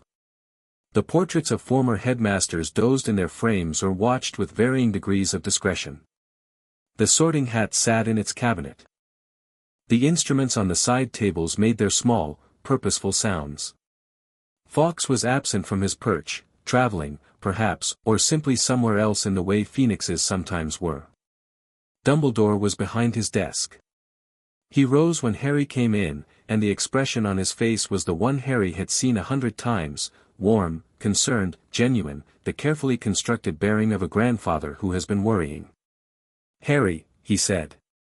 "Thank you for coming. Please, sit." "I'll stand," Harry said pleasantly, and set the folder on the desk. Dumbledore looked at it. Looked at Harry. The warmth in his expression remained, but something behind it shifted, something Harry recognized now that he was looking for it, the micro-adjustment of a man recalibrating. "I imagine," Dumbledore said, sitting back down with the measured ease of someone who had decided that control of his own body language was currently his most important resource, "that you have a great many feelings about what you've discovered." "I have a great many facts," Harry said. "The feelings are secondary." A brief pause. "You've changed since I last saw you." 2 days, Harry said. "It's surprising what 2 days can do when you've spent them at Gringotts." Dumbledore looked at the folder again. "The financial claims are being contested through the appropriate channels," he said. "My solicitors are preparing a defense against a criminal referral that has blood-sealed goblin evidence as its primary documentation," Harry said. "You know as well as I do that goblin-verified blood evidence is inadmissible only in cases where the ritual was improperly conducted. This ritual was conducted by Ragnarok personally. It's airtight." He pulled out the folder and set 3 sheets on the desk between them. The 3 Hermione had marked. These 3 specifically. The Peveril withdrawal with no corresponding infrastructure work. The Black Vault Order of the Phoenix disbursements while Sirius was in Azkaban. And the Flamel withdrawal in 1991 used to fund the Philosopher's Stone Chamber. He looked at Dumbledore. "That last one's the one I'd like you to explain." Dumbledore looked at the sheets for a long moment. When he looked up, his blue eyes were very steady. "What I did," he said quietly, "was done in service of a purpose that I have not stopped believing in. The war against Voldemort, the preparation of certain defenses, certain contingencies, required resources that could not always be acquired through transparent channels. Because the transparent channels would have been questioned," Harry said. "Because the transparent channels," Dumbledore said gently, "would have been insufficient. To fund your own plans with other people's money. To protect the wizarding world," Dumbledore said, and his voice was warm and sad and completely certain. "Harry, what I know about the nature of the threat, about the prophecy, about what must be done, don't," Harry said. Dumbledore stopped. "Don't use the prophecy to justify 40 years of theft," Harry said, and his voice was very level. "I've heard you use the greater good to explain a lot of things. I've accepted it a lot of times because I trusted you and because I was 11, and 12, and 13, and I didn't have enough information to push back. I have information now." He looked at the old man across the desk. the lined face and the half-moon glasses and the silver beard and all the weight of the centuries this man had navigated, and felt something that was close to sadness and not close to yielding. I'm not here for an argument. I'm not here for an explanation. The criminal referral is filed. The asset recovery proceedings are open. The Wiesengemot will formally recognize my house claims in 5 days and your proxy votes will return to me. The story will print in 3 publications simultaneously in 48 hours. He paused. I'm here because you deserve to hear it from me directly rather than from a newspaper. Because you did genuinely love me, I think, in whatever way you were capable of, and that deserves acknowledgement even inside everything else. The office was quiet. A portrait headmaster in the upper left cleared his throat softly and stopped. You could have come to me, Dumbledore said. His voice was different now. Quieter, and for the first time without the warmth as tool quality. When the letter arrived. You could have come to me first. I know, Harry said. I went to Gringotts instead. He picked up the folder. You'll want to speak to your solicitors today. The DMLE investigation is currently running under a 3-week protected window, which gives you that long before it becomes public record beyond the Skeeter article. I'd suggest cooperating, but I expect you won't, and that's your choice to make. He turned toward the door. Harry. Dumbledore's voice, from behind him, was something Harry had never heard it be before, uncertain. Not performing uncertainty, actually uncertain. What are you going to do? Harry looked back. The old man sat behind his desk with his hands folded, and the portraits were all awake now and watching, and the room had the quality of a place where something was ending. I'm going to do what I should have been doing for 5 years, Harry said.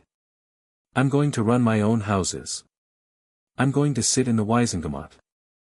I'm going to make sure that what you did is known, and accounted for, and that it doesn't shape my future the way you shaped my past. He paused at the door. And then I'm going to deal with Voldemort, because that's still in front of me and I'm not stupid enough to forget it just because I'm angry at you. He opened the door. Goodbye, Professor. He walked out. The door closed behind him with the quiet certainty of a thing that had needed doing. McGonagall was in the corridor.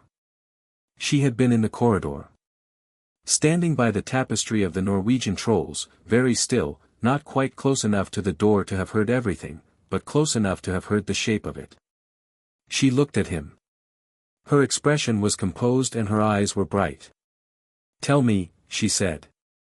Let's go to your office, Harry said. She nodded once, and fell into step beside him, and they walked down the corridor together, and above them the castle settled into the afternoon with the particular quality of a building that has witnessed a great deal of history and knows, in whatever way stones know things, when another chapter has just turned. Chapter 3, Ancient and Noble. The story broke on a Thursday. Rita Skeeter had, to her credit, done exactly what she'd promised. The Daily Prophet's front page hit doorsteps and breakfast tables across Wizarding Britain at 6 in the morning with a headline in the largest type Harry had seen outside of a wanted poster, 47 Vaults, the secret financial empire of Albus Dumbledore. Simultaneously, the same story, with the same documentation, the same goblin-verified evidence, the same precise and unembellished facts, appeared in the French wizarding paper Le Grimoire and in the American Magical Chronicle, which had the largest circulation of any English-language wizarding publication outside Britain. Harry read all 3 versions over breakfast at Grimmauld Place and said nothing for a long time. Hermione was on her second reading of the Prophet version, her quill making annotations in the margins. Sirius was eating eggs with the focused pleasure of a man who had decided that today was a good day and was going to eat accordingly. Remus had the French version open and was translating the editorial sidebar, which apparently characterized the situation as le scandale définitif de la politique magique britannique, which even Harry's rudimentary French was sufficient to understand. She held the line, Hermione said finally, with the reluctant tone of someone acknowledging a quality in a person they fundamentally didn't trust. Every fact is accurate. Every claim is sourced. She didn't editorialize. I told her not to, Harry said. People don't generally do what you tell them, Harry. She understood that the facts were sufficient, Harry said. Editorializing would have given people an excuse to call it bias. This way they have to engage with the actual documentation. Remus lowered the French paper and looked at Harry over it. The ministry's going to react today. Within hours, probably. Fudge will issue a statement. He can issue whatever he wants, Harry said. He doesn't have the Gringotts ledgers. He can't contradict the evidence, he can only question it. And any questioning of blood-sealed goblin documentation is going to look, the floof flared green. Amelia Bones stepped through, still in the clothes she'd slept in or hadn't slept in, with the expression of someone who had been awake since 5 managing a situation and had come directly from the managing to the reporting. She looked at the prophet on the table, looked at Harry, and said, without preamble, Fudge called an emergency press conference for 10 o'clock. He's going to attempt to discredit the Gringotts documentation on procedural grounds. What procedural grounds? Hermione asked. He's arguing that the inheritance ritual wasn't witnessed by a ministry official and therefore lacks formal authentication under. She stopped. Pressed her lips together.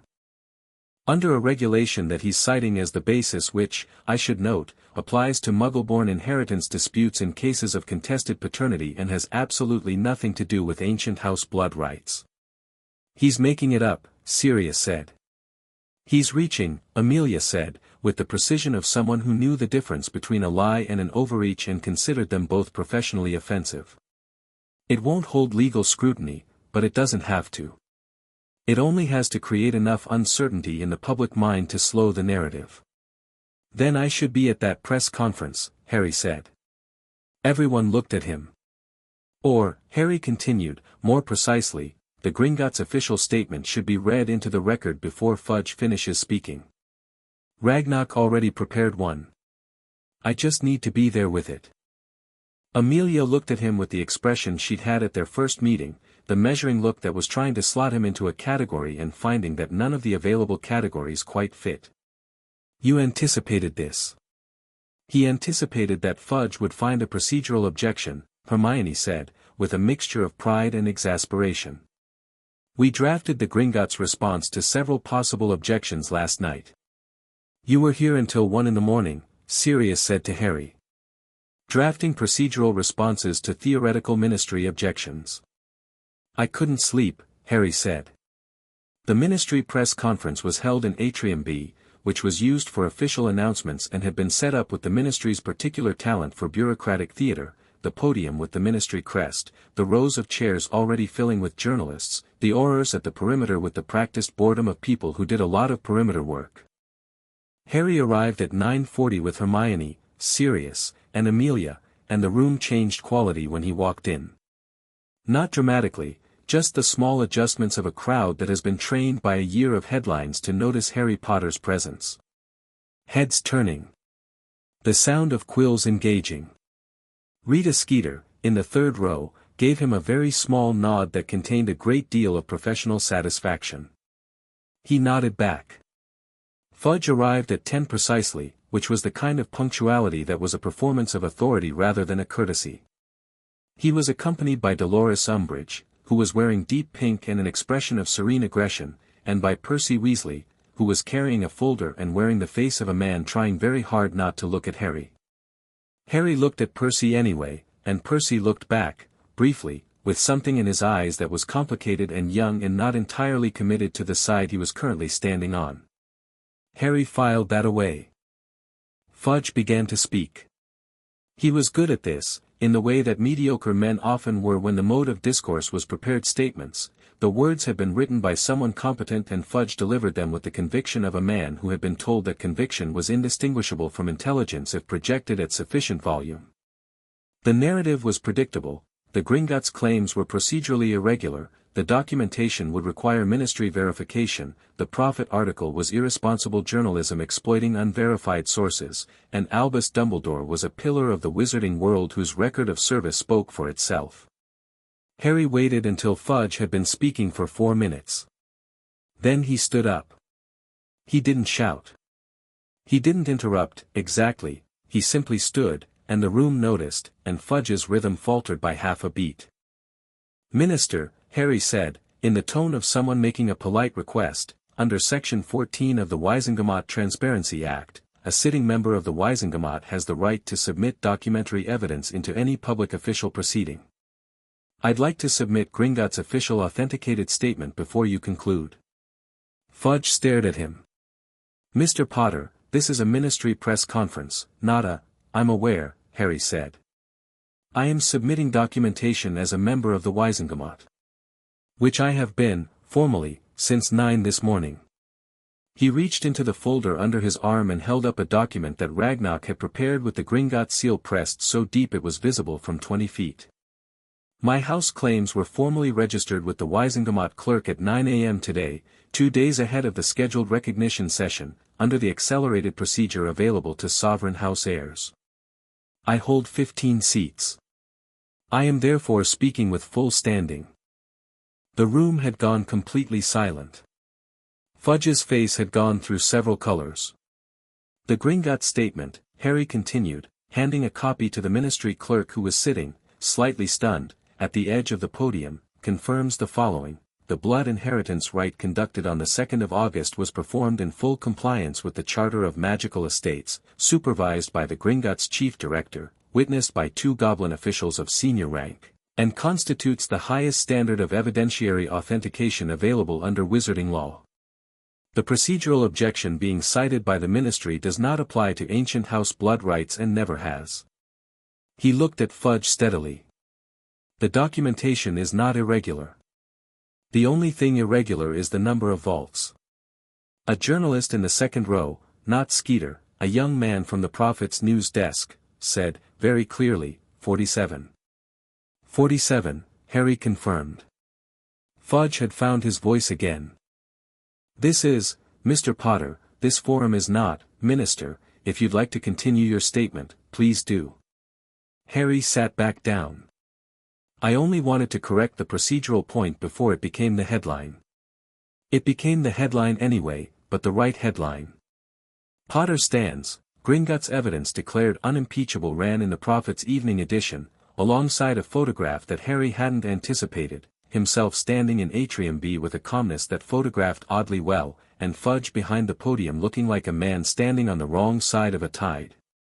Rita's original story was being picked up by every wizarding publication in Europe by midday.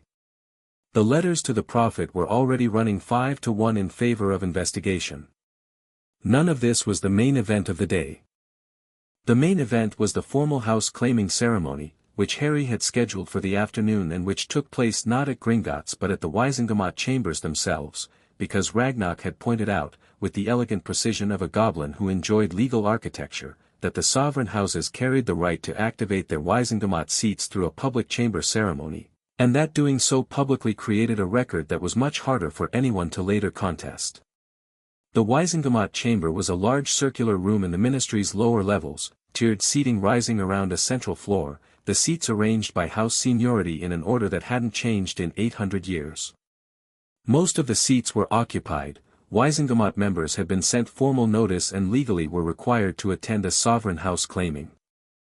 The ones who tried to send excuses had been informed by the clerk, with goblin-drafted precision, that non-attendance constituted a waiver of their right to contest the claiming, and so they had all come, with varying degrees of grace. Harry walked in with Ragnock beside him, Hermione and Sirius in the gallery, Amelia Bones in her official DMLE seat, and Remus standing in the public observation section with his arms folded and the expression of a man watching something he'd been waiting years to see. Dumbledore was in his chief warlock's chair. He looked exactly as he always looked, silver-bearded and half-moon spectacled, robed in deep blue, settled into the chair as if the chair had been built specifically to hold him. He met Harry's eyes when Harry walked in and the look between them was brief and specific, the look of two people who have already said what they needed to say and are now simply navigating the consequences. The Wiesengamacht clerk, a small, precise witch named Griselda Marchbanks, who had been running these proceedings since before Dumbledore was headmaster and had the air of someone who had seen everything and was no longer capable of surprise, called the session to order. The matter before this body, she said, in the carrying voice of someone who had never needed a sonorous charm, is the formal recognition of inheritance claims submitted by Harrison James Potter for 15 ancient and noble houses, including 4 houses of sovereign designation. The documentation has been received, verified under the Charter of Magical Estates, and found complete. Objections were due by 9 this morning. 23 objections were filed. A murmur through the chamber. All 23 were submitted on the same procedural grounds, Marchbank said, with the tone of someone reporting the weather. All 23 were reviewed against the Charter and the Gringotts verification record. All 23 were dismissed as non-applicable under Statute 7, subsection 3. She looked up at the chamber. Does the body wish to submit any new objections before the claiming record is formally opened? Silence. Then we proceed. What followed was the most extraordinary hour Harry had ever spent in a room that hadn't contained a dragon or a graveyard. Each of the 15 houses was called in order of seniority, Potter first, then the founders' houses in the order of their founding, then the dormant sovereign houses last, building to the 3 oldest. For each house, Marchbanks read the claim, Harry confirmed it verbally and sealed it with a drop of blood on the chamber's central stone, an old piece of magic in the floor that Ragnarok had told him dated back to the original compact, and the house's seat in the chamber lit. The seats were marked with subtle differences, colors in the upholstery, small carved crests in the chairback, and as each one lit, the person currently occupying it as proxy had to vacate. Most of those proxy holders were Dumbledore's block, and they moved to empty seats in the general membership with varying degrees of expression. Some went smoothly. One, a heavy-set man named Thaddeus Knott, moved with a slowness that was very specifically designed to be noticed. Harry didn't look at him. The Gryffindor seat lit gold. The Slytherin seat, silver green. Ravenclaw, bronze blue. Hufflepuff, warm amber. One by one, the founders' chairs came alive in the Wizengamot chamber for the first time in centuries, and the chamber felt different for each one, as if the room itself was adjusting to a new weight distribution. Peveril was next, and the seat it lit, high in the chamber, above the ordinary membership level, in the sovereign section that had been empty so long that 2 of its carved crests had been covered with velvet drapes as if the sections had been put in storage, pulsed with the same deep gold black as the crystal had in the Gringotts chamber. Marchbank's voice, reading the claim confirmation, had a quality that Harry recognized as controlled excitement and was impressed by. Lu Fei's seat, when it lit, caused 3 of the portraits on the chamber walls to open their eyes. Harry noticed this and said nothing. Pendragon's seat lit with the deep heraldic red, and the low bell resonance that Harry had felt in the Gringotts room came again, faint and floor-level, felt in the soles of feet. Emery's last. The highest seat in the sovereign section. Empty longer than any other. The chamber's light, when it lit, went briefly but distinctly different, not dimmer, not brighter, but of a different quality. The way light is different in a forest than in a field, not a matter of quantity but of kind. Several Wizengamot members looked up at the ceiling. One older witch in the back row made a small sound that might have been reverence. Then it was done, and the chamber lights returned to normal, and Marchbanks was marking the record with the composed efficiency of someone completing a task that had been pending for several centuries. The claiming record is complete and entered, she said. The body formally recognizes Harrison James Potter as hereditary holder of 15 ancient and noble houses, including the sovereign houses of Peveril, Emrys, Lu Fei, and Pendragon. The associated Wizengamot seats are active as of this date. She paused, and looked up at the chamber with the expression of someone who has a legally required additional point to make. The sovereign house seats carry certain procedural authorities under the Preministry Compact of 1087 which the body is reminded apply independent of ordinary parliamentary procedure. A full accounting of these authorities has been distributed to all members. Lord Potter. Harry stood at the central floor, with 15 lit seats behind him in the chamber and the whole Wizengamot watching and Dumbledore sitting in the Chief Warlock's chair with his hands folded and his face composed, and said, simply, "Thank you." He sat down. In the Emrys seat. Which was, Ragnarok had noted with considerable satisfaction when advising on protocol, directly above and to the left of the Chief Warlock's chair. The session moved on to other business, and Harry sat in the oldest seat in the chamber and listened, and learned, and did not look at Dumbledore. The owls started arriving the next morning. Not the letter from concerned readers kind of owls. The kind that came with crests on the envelopes, formal house correspondence from Wisingamot families who had woken up to a new political reality and were doing the thing that political animals do when the landscape shifts, which is orient toward the new high ground. House Greengrass wrote to request a formal meeting at Lord Potter's convenience. House Davis similarly. House Longbottom, and this one Harry held for a moment before opening, because Neville's grandmother had to have opinions about the secondary claim, sent a measured letter from Augusta Longbottom saying that the claim was acknowledged and not contested and that a conversation at his convenience would be appreciated. Harry wrote back to Greengrass and Davis with polite but non-committal responses. He wrote back to Augusta Longbottom with more care and suggested tea on Saturday, because Neville was his friend and whatever the legal technicalities, he wasn't going to let them become awkward between them. There were also letters that were less formal. One unsigned, on cheap parchment, that said simply "You'd better watch yourself, boy, there are people who will not stand for this." Harry set this aside in the folder he'd labeled evidence, threats with the methodical calm of someone who had been threatened by Voldemort since he was 15 months old and had calibrated his threat assessment accordingly. And there was a letter from Neville. "Harry, Gran told me about the Longbottom claim thing. I want you to know I'm not bothered. I figured there was probably some connection given everything with our parents and the order and all of that. What I actually want to say is, I read the Prophet story. Both versions, Gran makes me read things twice when they're important. What Dumbledore did, I don't think I've got the words for it yet. But I'm with you. Whatever you need. Frank and Alice Longbottom died fighting Voldemort and their son will not stand on the wrong side of an injustice. Meet at Hogwarts. Or wherever. I'll come to you." Neville Harry folded this one and put it in his jacket pocket. Augusta Longbottom arrived at Grimmauld Place on Saturday with Neville and a tin of shortbread and the bearing of a woman who considered the universe a somewhat inferior opponent. She was in her 80s, sharp as broken glass, with a hat featuring a stuffed vulture that Harry had always assumed was decorative but was beginning to suspect was a statement. She shook Harry's hand with a grip that would have done a goblin credit and sat down at the kitchen table and said, "The secondary claim is a formality. I know that and you know that, and we can dispose of it in 5 minutes if we proceed sensibly." "I agree completely," Harry said.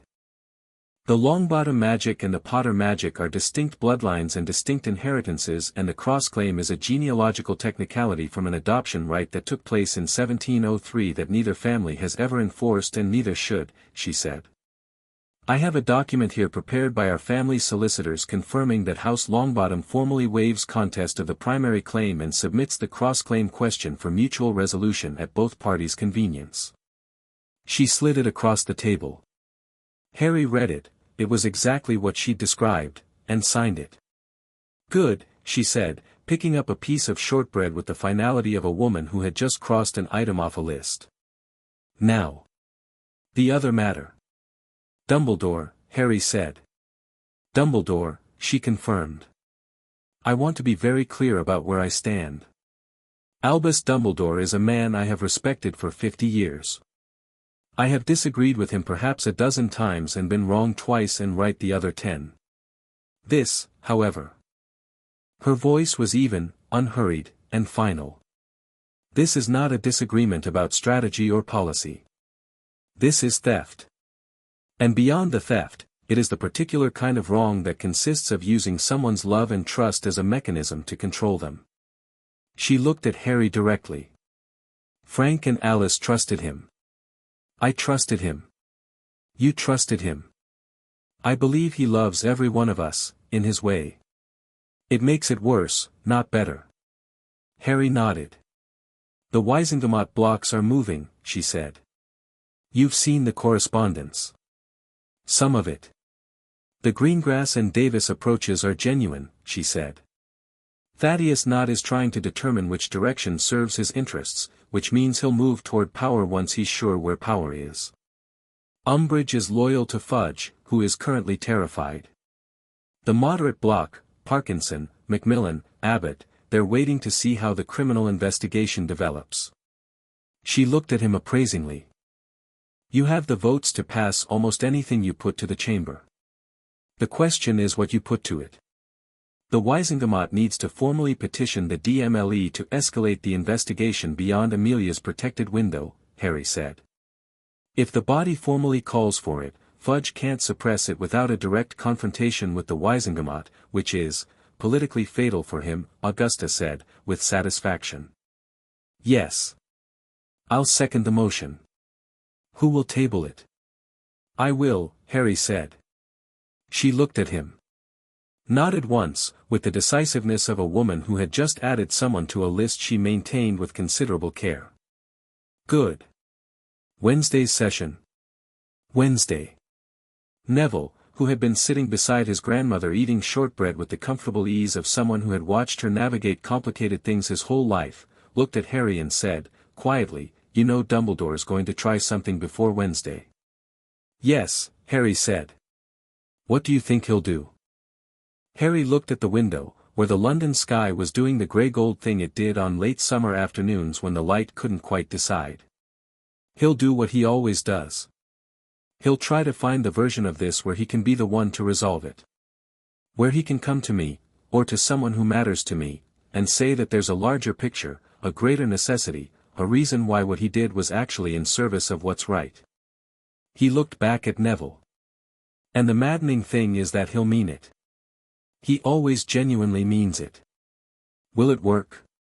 Neville asked. Harry thought about standing in the headmaster's office, and the weight of the old man's certainty, and the warmth of a voice that had been managing him since he was 11, and the moment when he'd realized the managing wasn't incidental to the love but inseparable from it.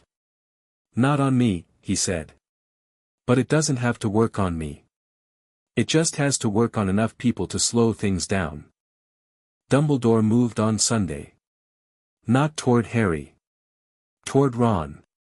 Harry found out because Ron wrote him at noon, in the slightly too careful handwriting of someone choosing words more deliberately than usual, Can you come to the Burrow? Just you. Something's happened. Mum's not great. Harry came alone, as asked, operating to the lane outside the Burrow with the ease that came from having done it in emergencies and found the house exactly as it always was, lopsided and impossible and warm, with the smell of something baking and the sound of gnomes being evicted from the garden.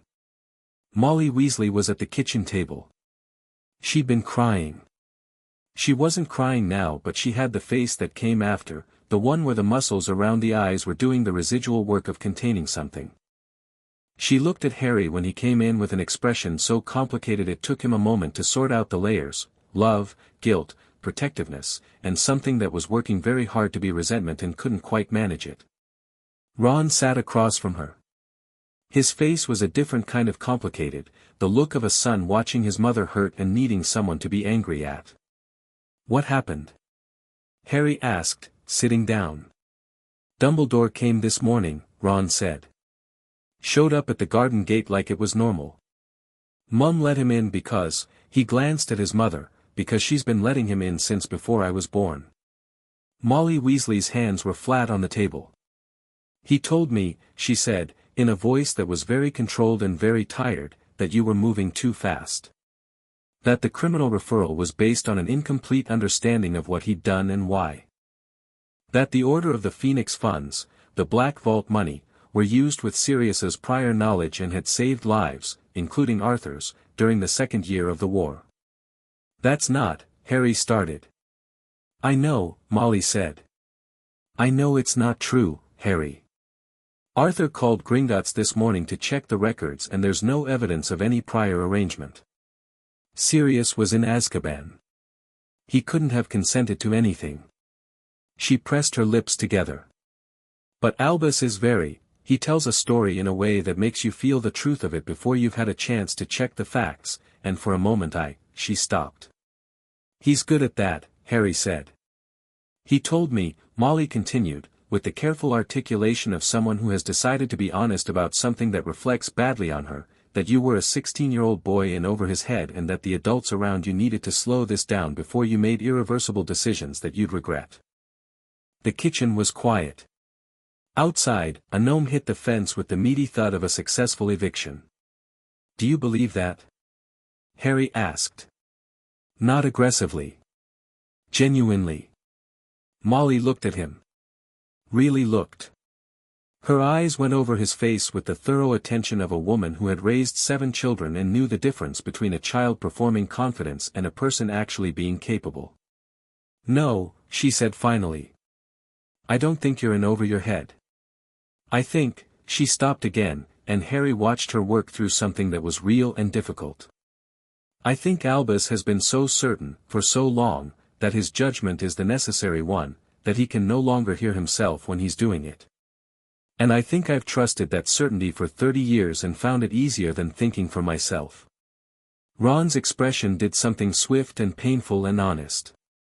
"Mum, I'm allowed to be critical of myself, Ron," she said firmly.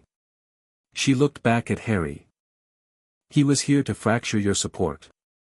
He came to me because he knows you love this family and he thought if he worried me, you'd feel it." She straightened. "I want you to know that it didn't work. And I want you to know that the Weasley family is not a piece Arthur Dumbledore gets to move around the board." Harry looked at her for a moment. "Thank you, Molly."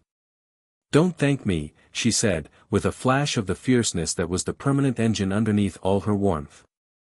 "Thank me by finishing what you started."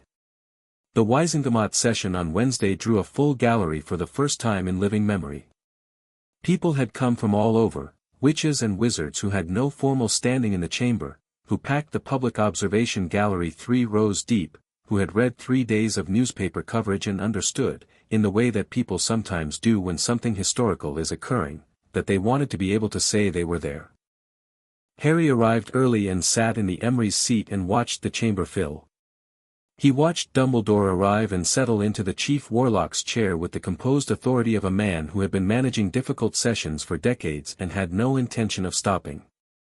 He watched not take his seat with the calculation of someone who had decided his interests lay, at least for now, with the established order. He watched Amelia Bones take her DMLE seat with the focused efficiency of someone who has been keeping a very important secret for 6 days and is relieved to be close to its conclusion. Augusta Longbottom, in the hereditary Longbottom seat 3 rows down, caught his eye and gave him the fractional nod of someone who is ready. Marchbanks called the session to order. Harry stood. "Under Article 4 of the Pre-Ministry Compact," he said, into the chamber's attentive quiet, "a sovereign householder may table a motion without prior notice in matters of estate law and public accountability. I am tabling the following motion, that this body formally petition the Department of Magical Law Enforcement to escalate the Gringotts criminal referral filed on the 2nd of August to a full public investigation, removing it from the protected classification window and requiring full transparency of proceedings and findings." He sat down. Dumbledore said, calmly, "I would ask that the motion be deferred to allow for thorough review of the underlying documentation."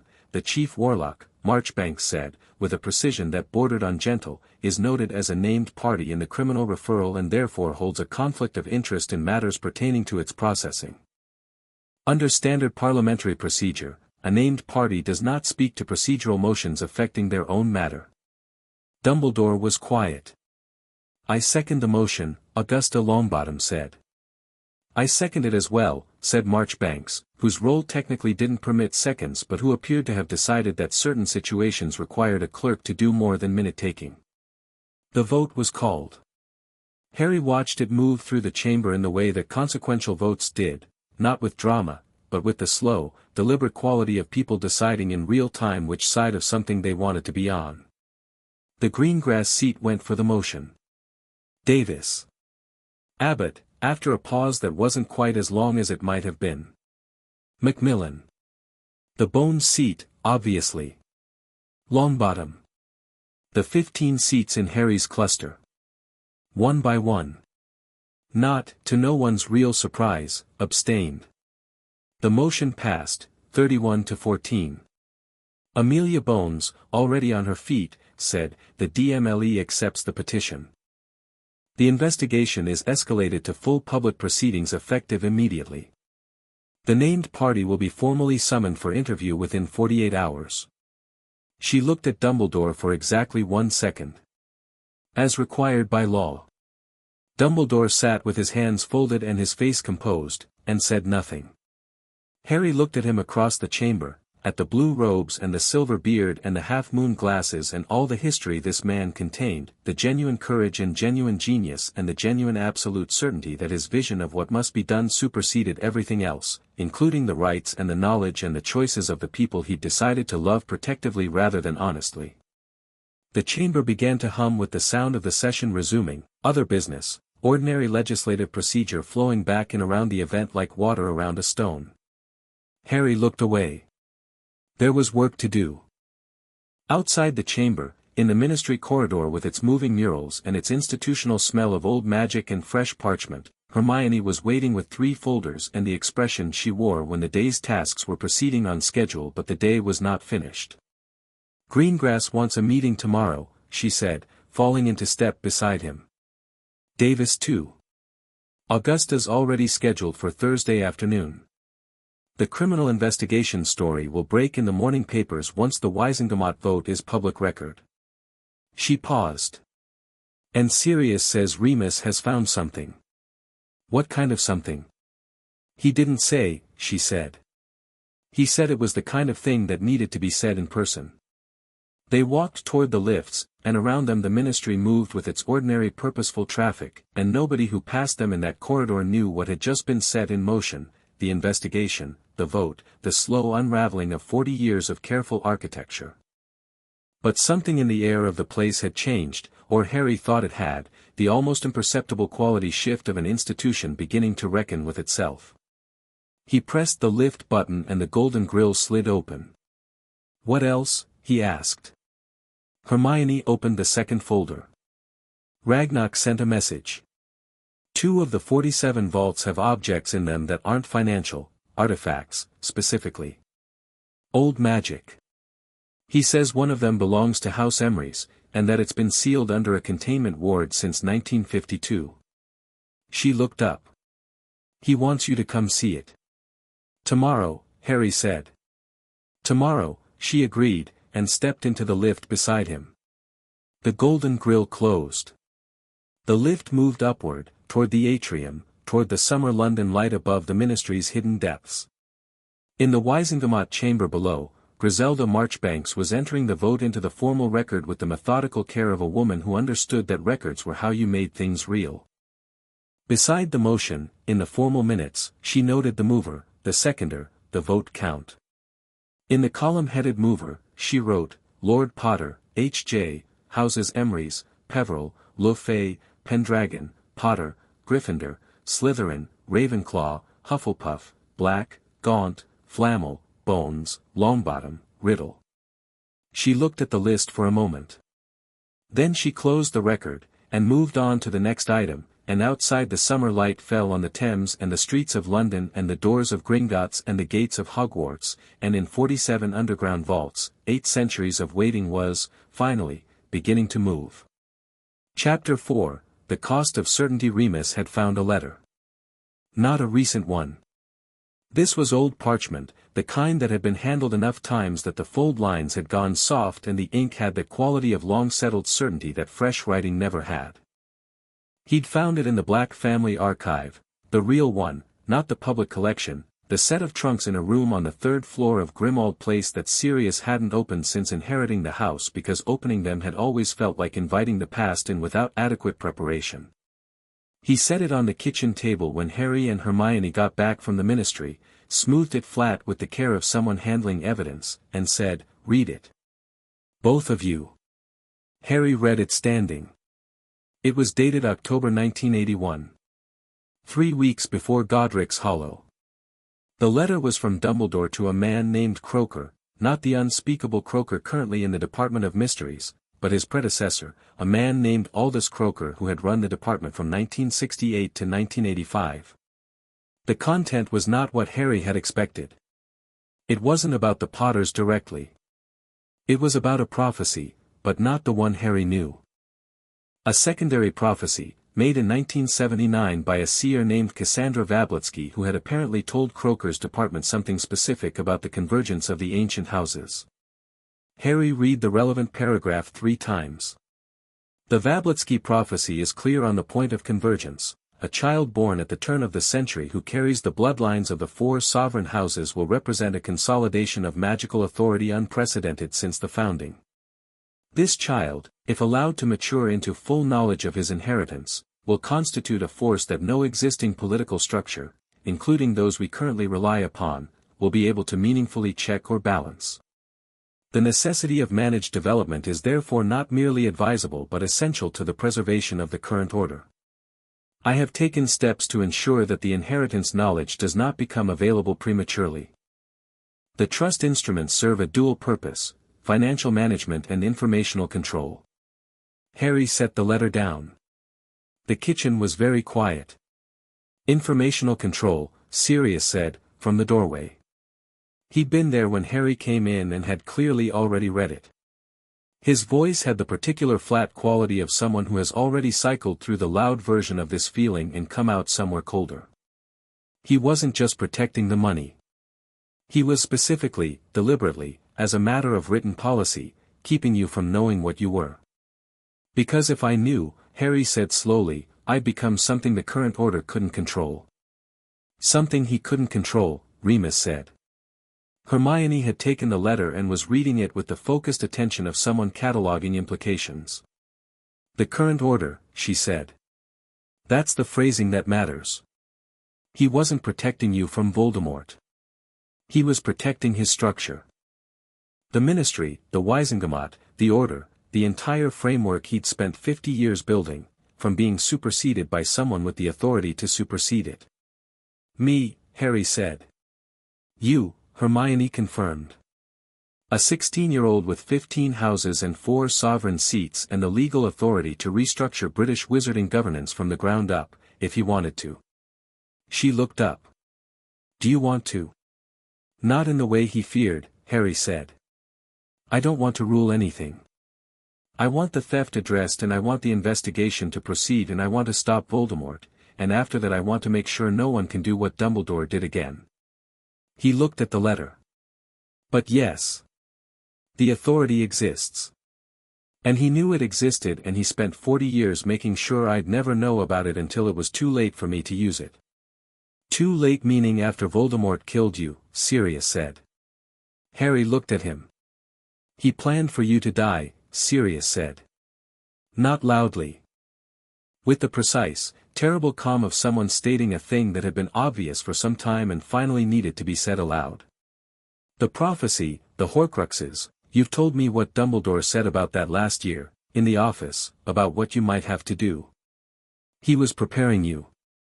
Keeping you small and guided and grateful so that when the moment came and he told you that you had to sacrifice yourself, you'd do it. He paused. A boy who knew what you know now might have found another way. A boy who didn't know was easier to aim. The word aim sat in the room like a stone dropped in water. Harry stood with it for a long moment. Then he picked up the letter, folded it back along its old fold lines, and put it in the evidence folder with the particular care of someone who has decided that the appropriate response to a thing is neither denial nor explosion but simply documentation. Add it to the package for Amelia, he said. This is directly relevant to the scope of the investigation. Remus watched him. How are you? Ask me later, Harry said. We have too much to do right now for me to be anything except functional. The Gringotts vault visit happened the following morning. Ragnarok met them at the private entrance, Harry, Hermione, and Sirius, and led them down through the bank's lower corridors to a section Harry hadn't been in before, deeper than the regular vaults, where the stone was a different color and the torches burned in colors other than orange. These were the sovereign vault levels. The air down here had a density that wasn't physical, more a pressure of accumulated age, the way a very old library feels different from a new one not because of anything you can point to but because the weight of time has settled into the walls.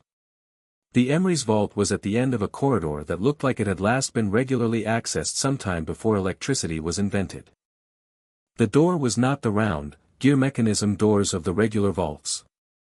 It was a flat stone surface with no visible lock, carved with a single rune that Harry recognized, from the old charter document, as the Emery's house glyph, a stylized M that was also, if you looked at it slightly differently, a pattern of standing stones. It responds to blood, Ragnarok said. As all sovereign vaults do. We have not opened it. We have no right to. Only the heir may enter. Harry put his palm flat against the rune. The stone was warm, warmer than ambient, warm in the particular way of something that had been maintaining a temperature for a very long time. The rune glowed briefly, the same pale silver as the emery's crystal, and the door moved inward without sound, which was somehow more impressive than if it had ground dramatically. He went in. The vault was not what he'd expected a vault to be. He'd expected the Gringotts standard, high shelves, stacked gold, organized treasure. What he found instead was a room. Not large, maybe 20 feet across, but organized with intention, a central table, stone like the walls, holding 3 objects arranged with the precision of display rather than storage. Shelves along the walls held books, dozens of them, their spines a range of ages from recent centuries to genuinely ancient. And at the back, sealed in a glass case that had an active containment ward humming around it in a frequency that Harry felt in his back teeth, was a staff. Just a staff. Roughly 6 feet, dark wood, with a crystal at the top that was the same pale silver as the emery's crystal and the vault door rune, and apparently every expression of this particular bloodline's magic, which seemed to have a consistent aesthetic philosophy about color. "What is that?" Hermione asked, from the doorway. Sirius stood beside her, neither of them crossing the threshold. The vault's magic was clearly configured for one person, and both of them had stopped without being told to. "I don't know yet," Harry said. He walked to the central table first.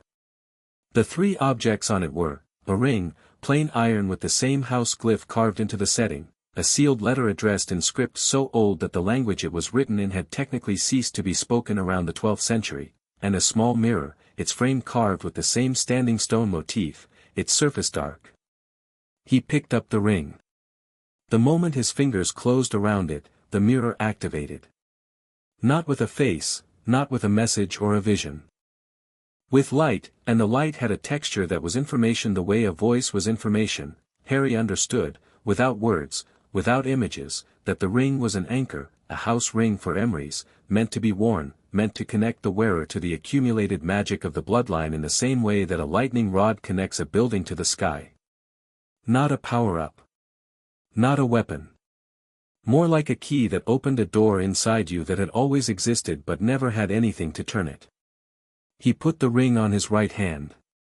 It resized immediately and sat on his index finger with the settled certainty of something that had been waiting for exactly this finger for a very long time.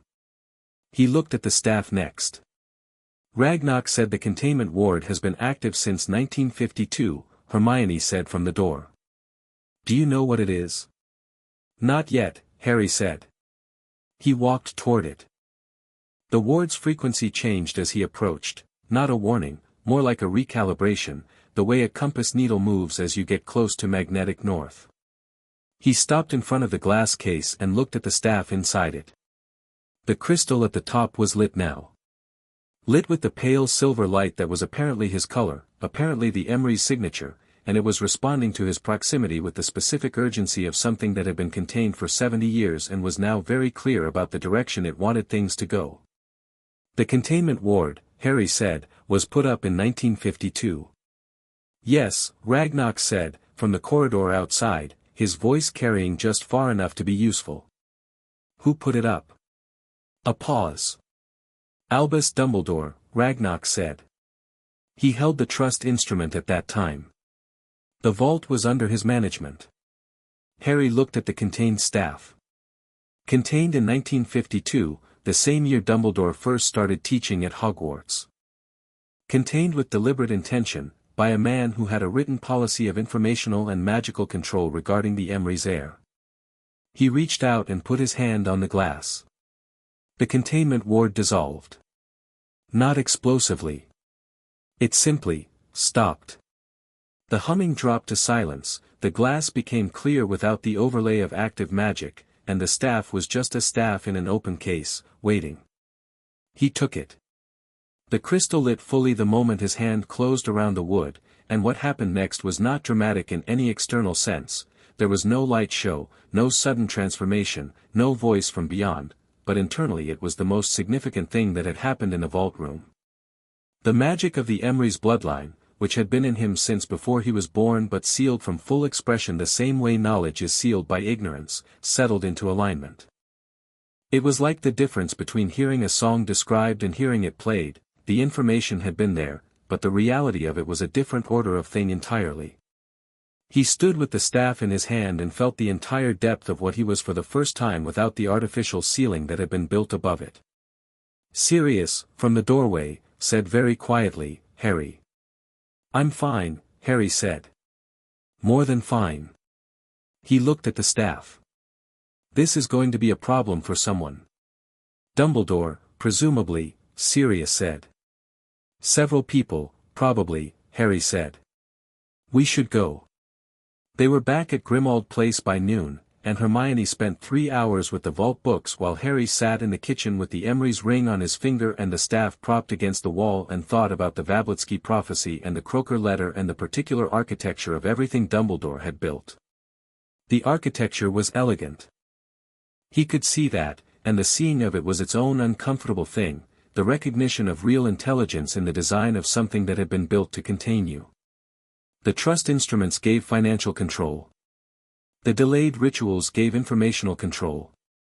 The management of his emotional environment, the Dursleys, the careful calibration of his access to the wizarding world, the warm guidance toward specific choices, gave behavioral control. The prophecy gave narrative control. Every layer reinforced the others. Remove one and the others held.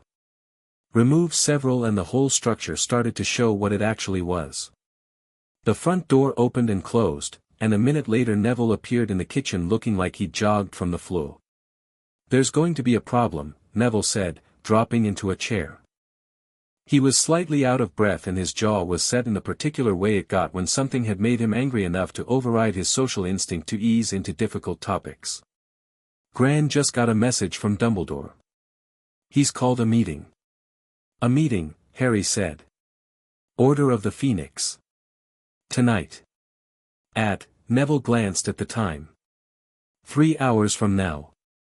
Harry looked at Sirius, who had appeared in the doorway at the sound of the door. Sirius's expression said several things at once, primarily that he was deeply unimpressed by this development and secondarily that he'd been expecting it. "He's consolidating his personal allies," Harry said. "The order is his, it's not a ministry body, it's not a Wisengamot body, it's a private organization that's loyal to him personally.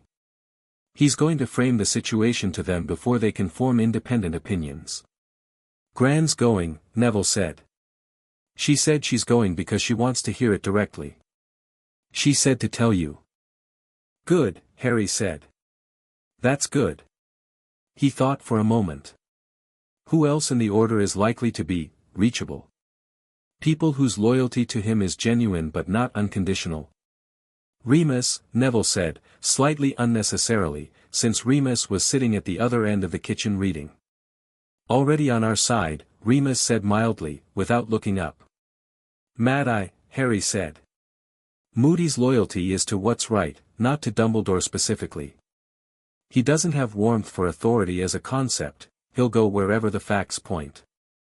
He looked at Sirius. "Can you reach him before the meeting?" "I can try," Sirius said. "And Tonks," Harry added. "She's DMLE, her professional duty and her order affiliation are about to conflict. She needs to know that when that conflict arrives, Amelia is already running the investigation properly. It's not a binary." Sirius nodded, already moving toward the floor. Remus, finally looking up from his book, said, "And me?" "You should go to the meeting," Harry said. Remus looked at him steadily.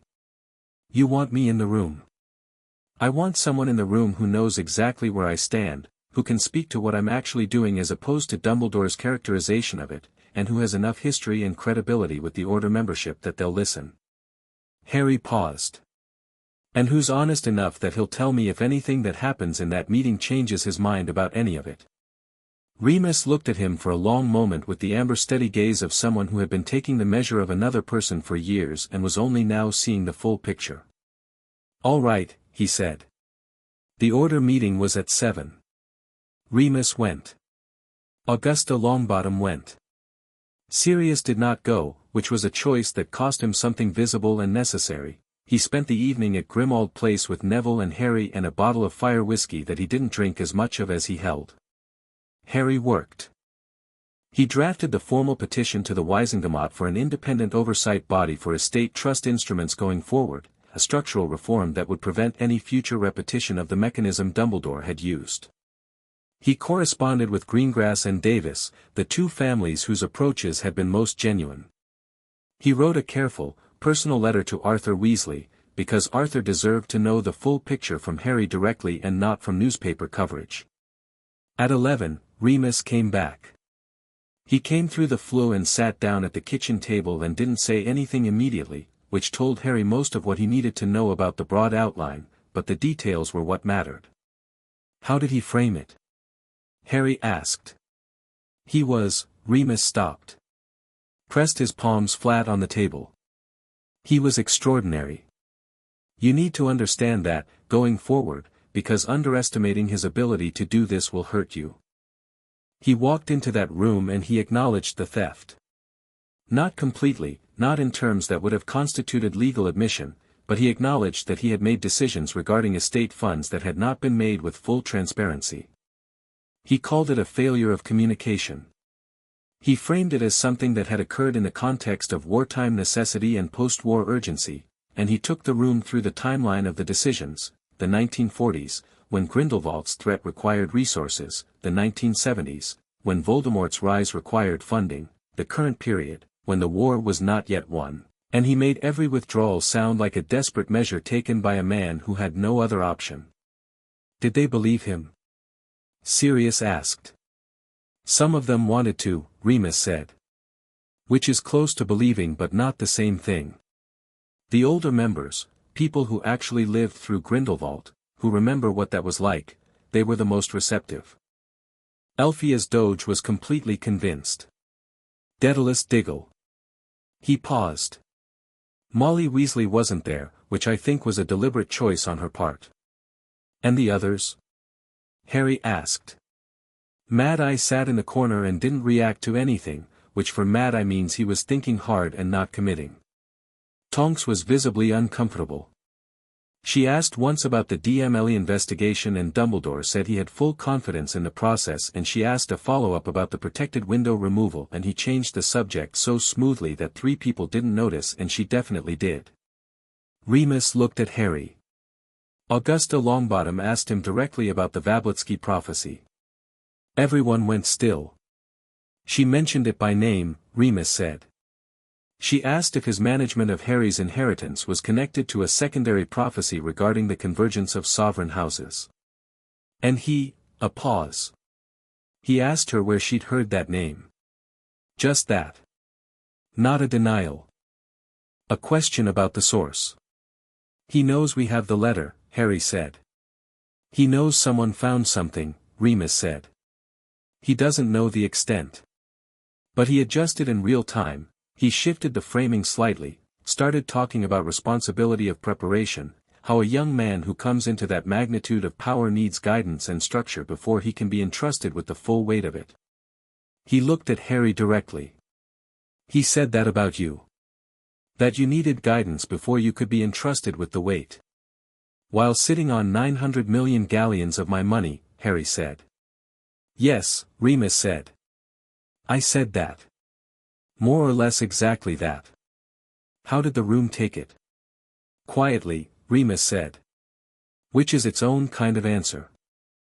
The room went quiet and Dumbledore looked at me with that particular expression, the one that's warm and disappointed simultaneously, the one that makes you feel like a child who's been ungrateful, and he said that he understood my position was complicated given my relationship with Harry and that he didn't hold my advocacy against me. He made your objection about your loyalty to me instead of about the facts, Hermione said.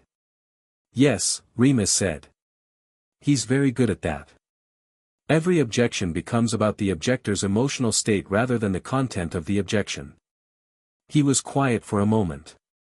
I want to tell you that I stayed clean. That I was clear and factual and held the line. I did. Another pause. I also want to tell you that I came out of that room understanding, better than I did going in, exactly how much of my life has been shaped by a man who is extraordinarily skilled at making his preferred version of reality feel like the only reasonable one. And that it was not a comfortable hour. Harry looked at him. I know, he said. Thank you for going. Remus nodded. He looked tired in the deep way of someone who had spent emotional energy that didn't have a quick replenishment cycle. He's not finished, he said. He has a specific move left. I could feel the shape of it in the meeting, the sense that this was preparation for something, not the thing itself. He was reading the room, seeing what he had left. He met Harry's eyes. He's going to go to Voldemort. The kitchen was very quiet. Not to ally with him, Remus said quickly. Nothing like that. But Dumbledore has always had back channels. Informal lines of communication that he's maintained with both sides of conflicts because he believes that understanding the enemy is more important than refusing engagement. If he can get a message to Voldemort, frame the situation in a specific way, he'll try to make Voldemort a problem for me, Harry said. Create urgency that redirects the investigation. If Voldemort does something large enough, the criminal case becomes secondary to the immediate threat and Dumbledore becomes indispensable again. That's what I think, yes, Remus said. He wouldn't, Sirius said. But his voice had lost the certainty a quarter of the way through the sentence, and everyone heard it. He would, Harry said. Not cruelly. Not with the intention of people dying. But with the conviction that the immediate cost would be justified by the long-term preservation of what he considers necessary. He looked at the staff leaning against the kitchen wall. He's not wrong that Voldemort is the urgent problem. He's just planning to use that urgency as a tool. So what do we do? Neville asked. Harry thought about it. Voldemort's been quiet for months, he said. Since the Department of Mysteries. He's rebuilding, recruiting, and watching. If Dumbledore tries to provoke him into action, Voldemort will want to know why. He doesn't move without purpose. He paused. I should contact him first. The silence this produced was a specific kind. Harry, Hermione said. Not to negotiate, Harry said. And not to yield anything. But Voldemort knows about the houses. He has a claim on one of them, House Riddle, contested with my Slytherin claim. He's been paying attention to the Wizengamot news. If I contact him before Dumbledore does, on my terms, with my framing, you'd be engaging with Voldemort, Sirius said. I'd be removing a piece from Dumbledore's board before he can play it, Harry said. Dumbledore assumes I'm afraid of Voldemort. That fear has been one of the management tools, keep Harry afraid of Voldemort, keep Harry dependent on Dumbledore's protection and guidance. If I'm not afraid, you're not afraid, Sirius said. It was an observation, not a question. He'd been watching Harry's face. I've been afraid plenty, Harry said. That's not the same as being controllable through it. He picked up a quill. Let me draft something. Both of you look at it before it goes anywhere. He sat down and wrote.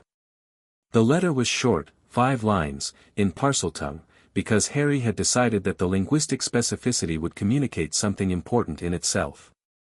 Hermione couldn't read it, which she noted with the expression of someone filing a professional objection. Remus read it back with the slightly stunned face of someone who had just been reminded that Harry could do this.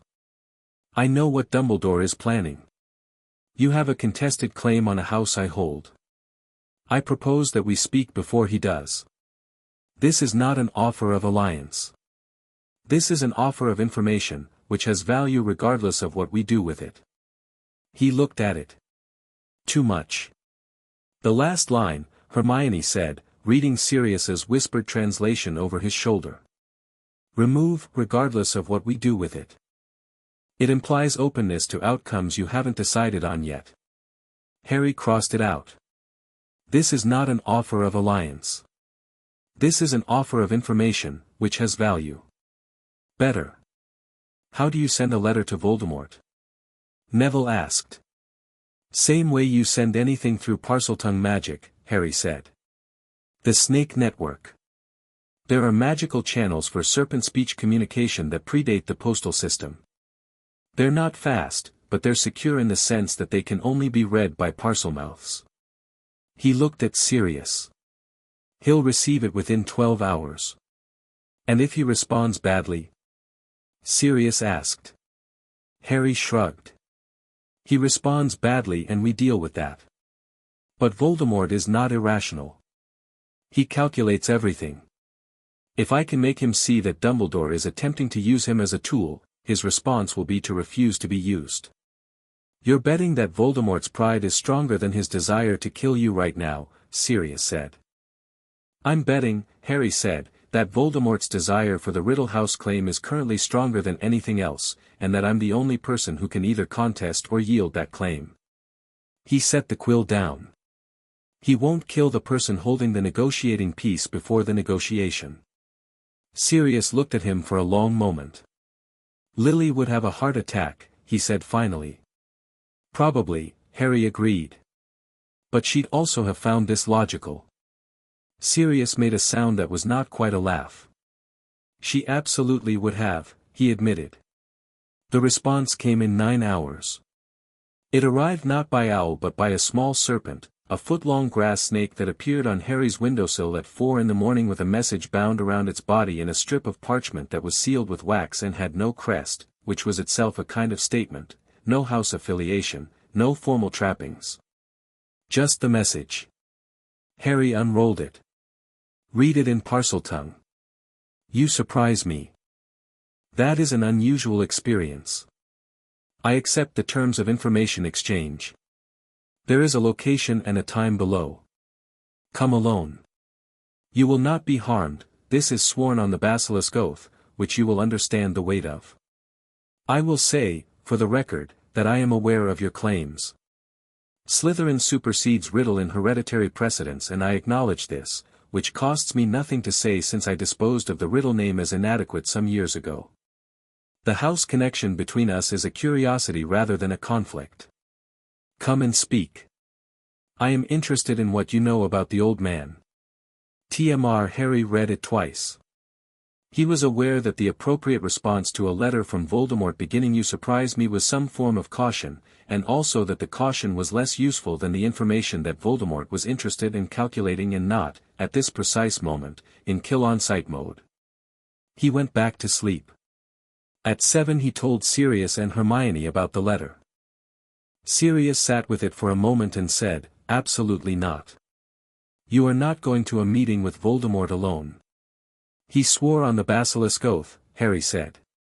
What's the Basilisk Oath? Neville asked. It's the Parseltongue equivalent of an unbreakable vow, Hermione said, in a voice that suggested she'd read about it and found its existence academically unsettling. Sworn on the magic of the last basilisk, the Chamber of Secrets creature.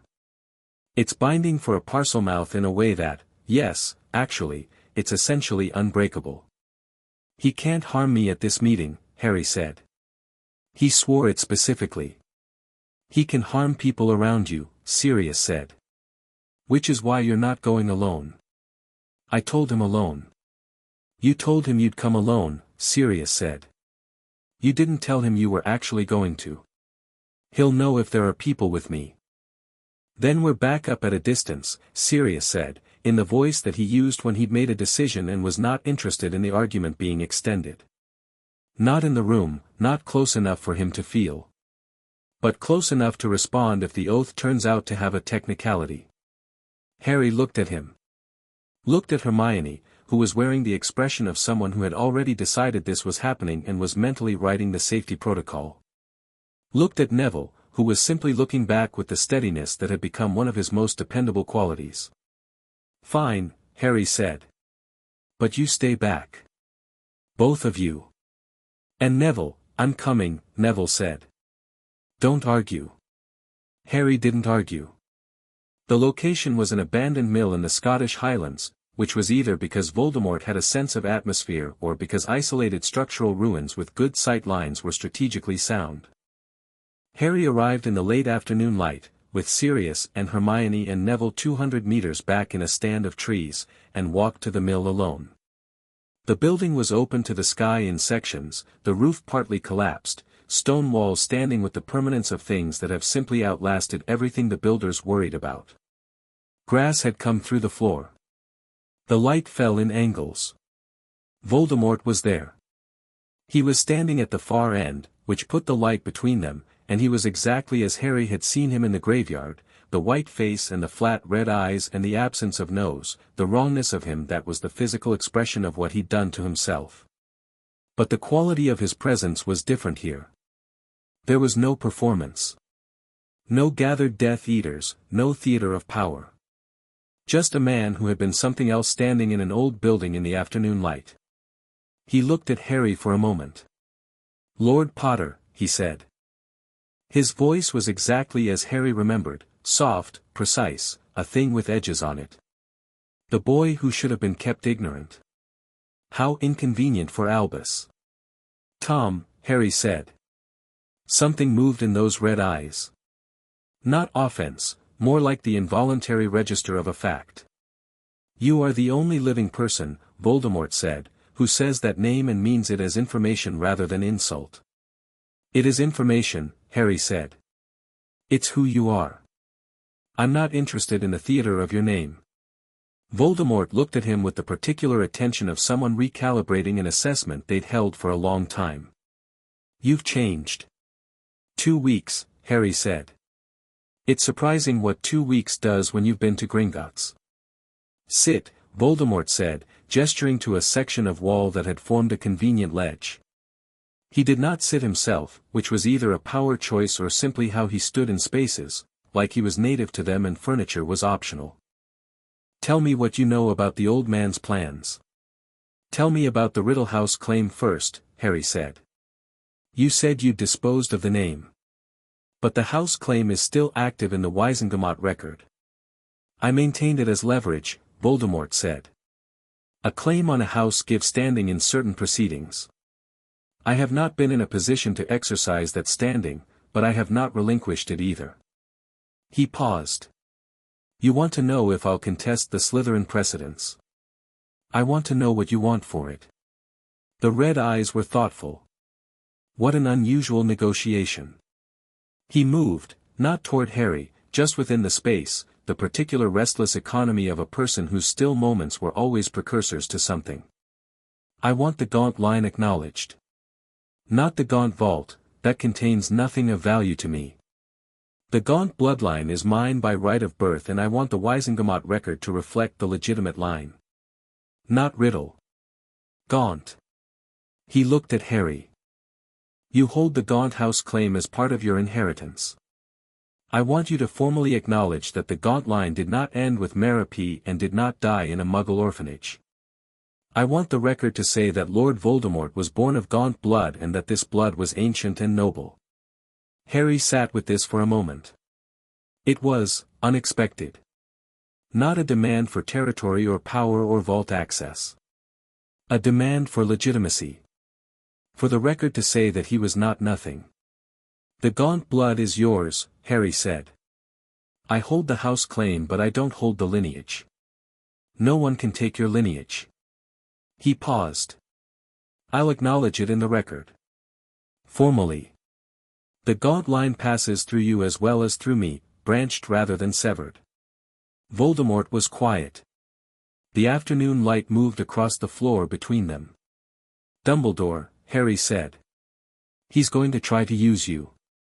Create urgency that eclipses the investigation." "I know," Voldemort said, without apparent concern.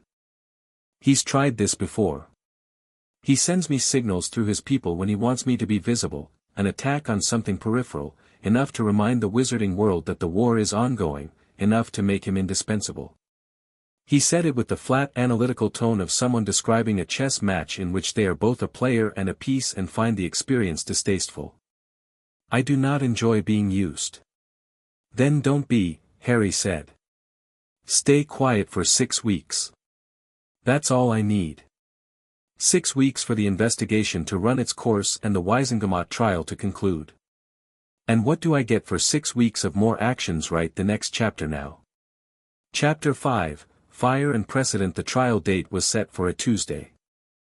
Griselda Marchbanks announced it in a formal notice distributed to all Weisengamot members on the Friday before, in the measured language of official proceedings that nonetheless managed to convey, to anyone paying attention to the weight of what it described, that something unprecedented was about to occur. The notice listed the matter as the Weisengamot of Magical Britain vs. Albus Percival Wulfric Brian Dumbledore, Chief Warlock, on charges of misappropriation of estate assets, fraudulent misrepresentation of guardianship authority, willful obstruction of inheritance rights, and unauthorized use of trust funds under the Gringotts Bank Act of 1717. It also listed the primary plaintiff. Harrison James Potter, Lord of Houses Potter, Peveril, Emrys, Lothair, Pendragon, Gryffindor, Slytherin, Ravenclaw, Hufflepuff, Black, Gaunt, Flamel, Bones, Longbottom, and Riddle. The Friday edition of the Daily Prophet ran the notice in full on its front page with a headline that for once required no embellishment from Rita Skeeter, who had apparently decided that the facts were doing sufficient work on their own. It begins. Harry spent the weekend before the trial not preparing arguments. Hermione prepared arguments. She had been preparing arguments since the morning after Gringotts, with the systematic thoroughness of someone who had decided that the most useful thing she could do for someone she loved was build them a legal fortress so comprehensive that no one could find a door in it. By Sunday evening she had 300 pages of organized documentation, cross-referenced and indexed with the precision of a person who understood that a fact unattached to its source was just an opinion. Harry read all of it. He read it with genuine attention, not the dutiful attention of someone performing preparation, because the story in those documents was his story and he needed to know it the way you need to know your own face, not to perform it but to be it when you needed to.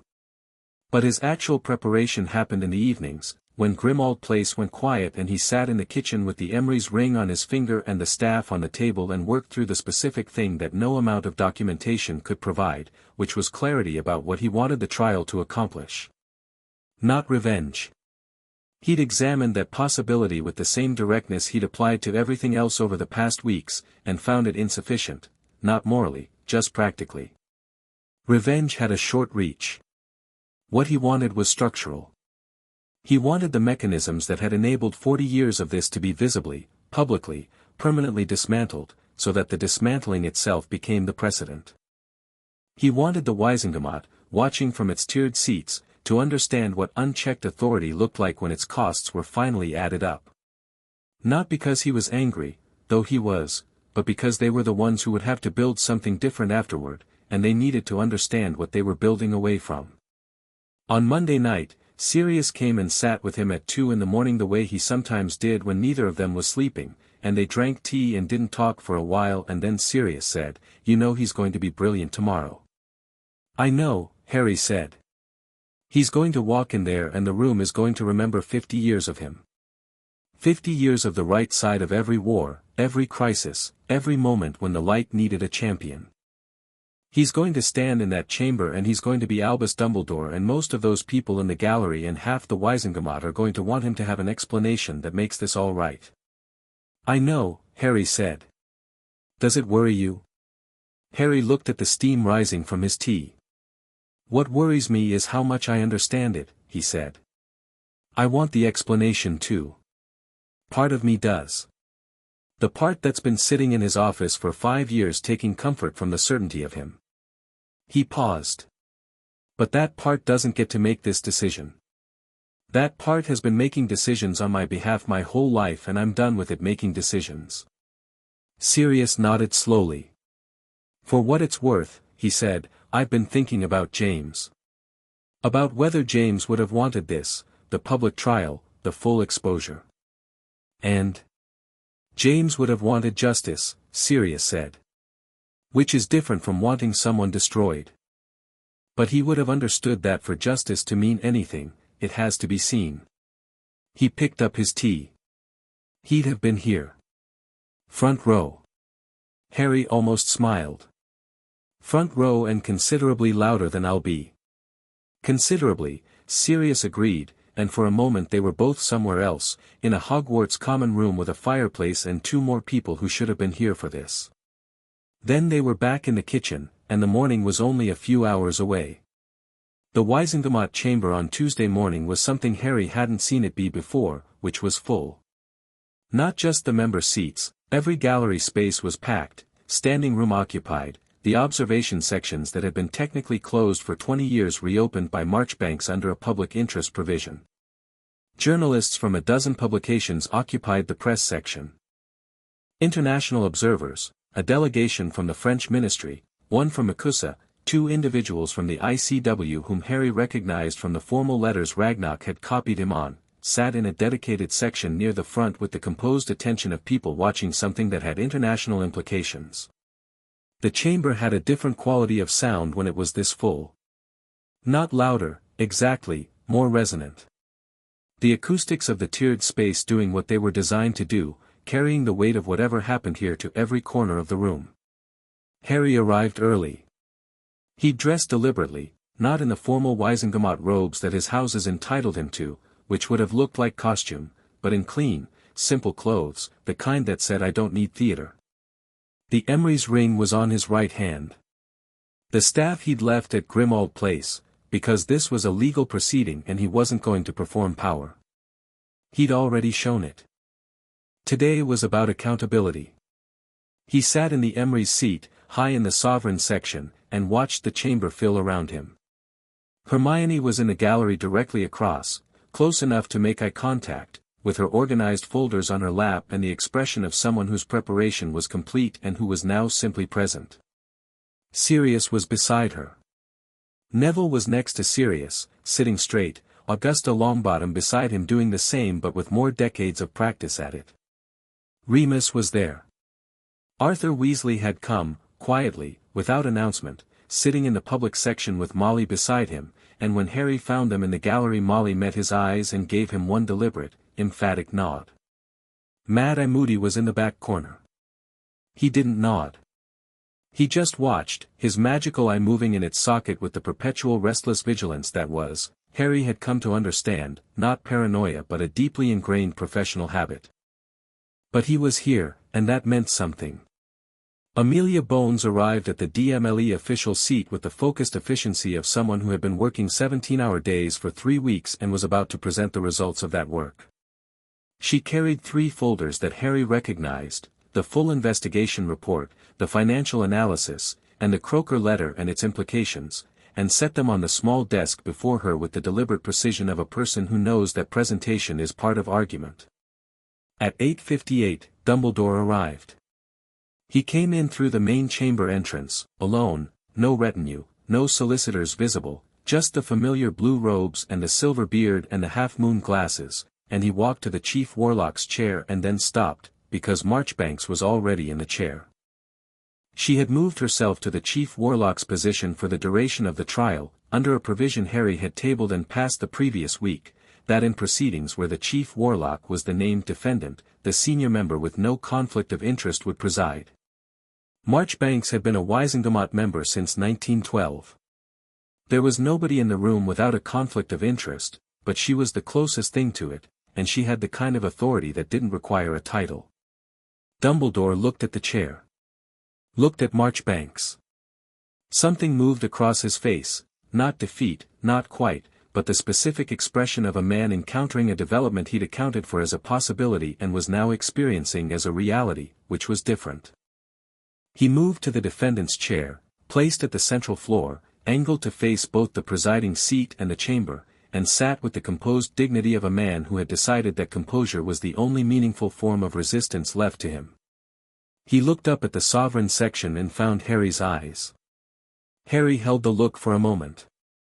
Then he looked away, at Marchbanks, because the look wasn't the point.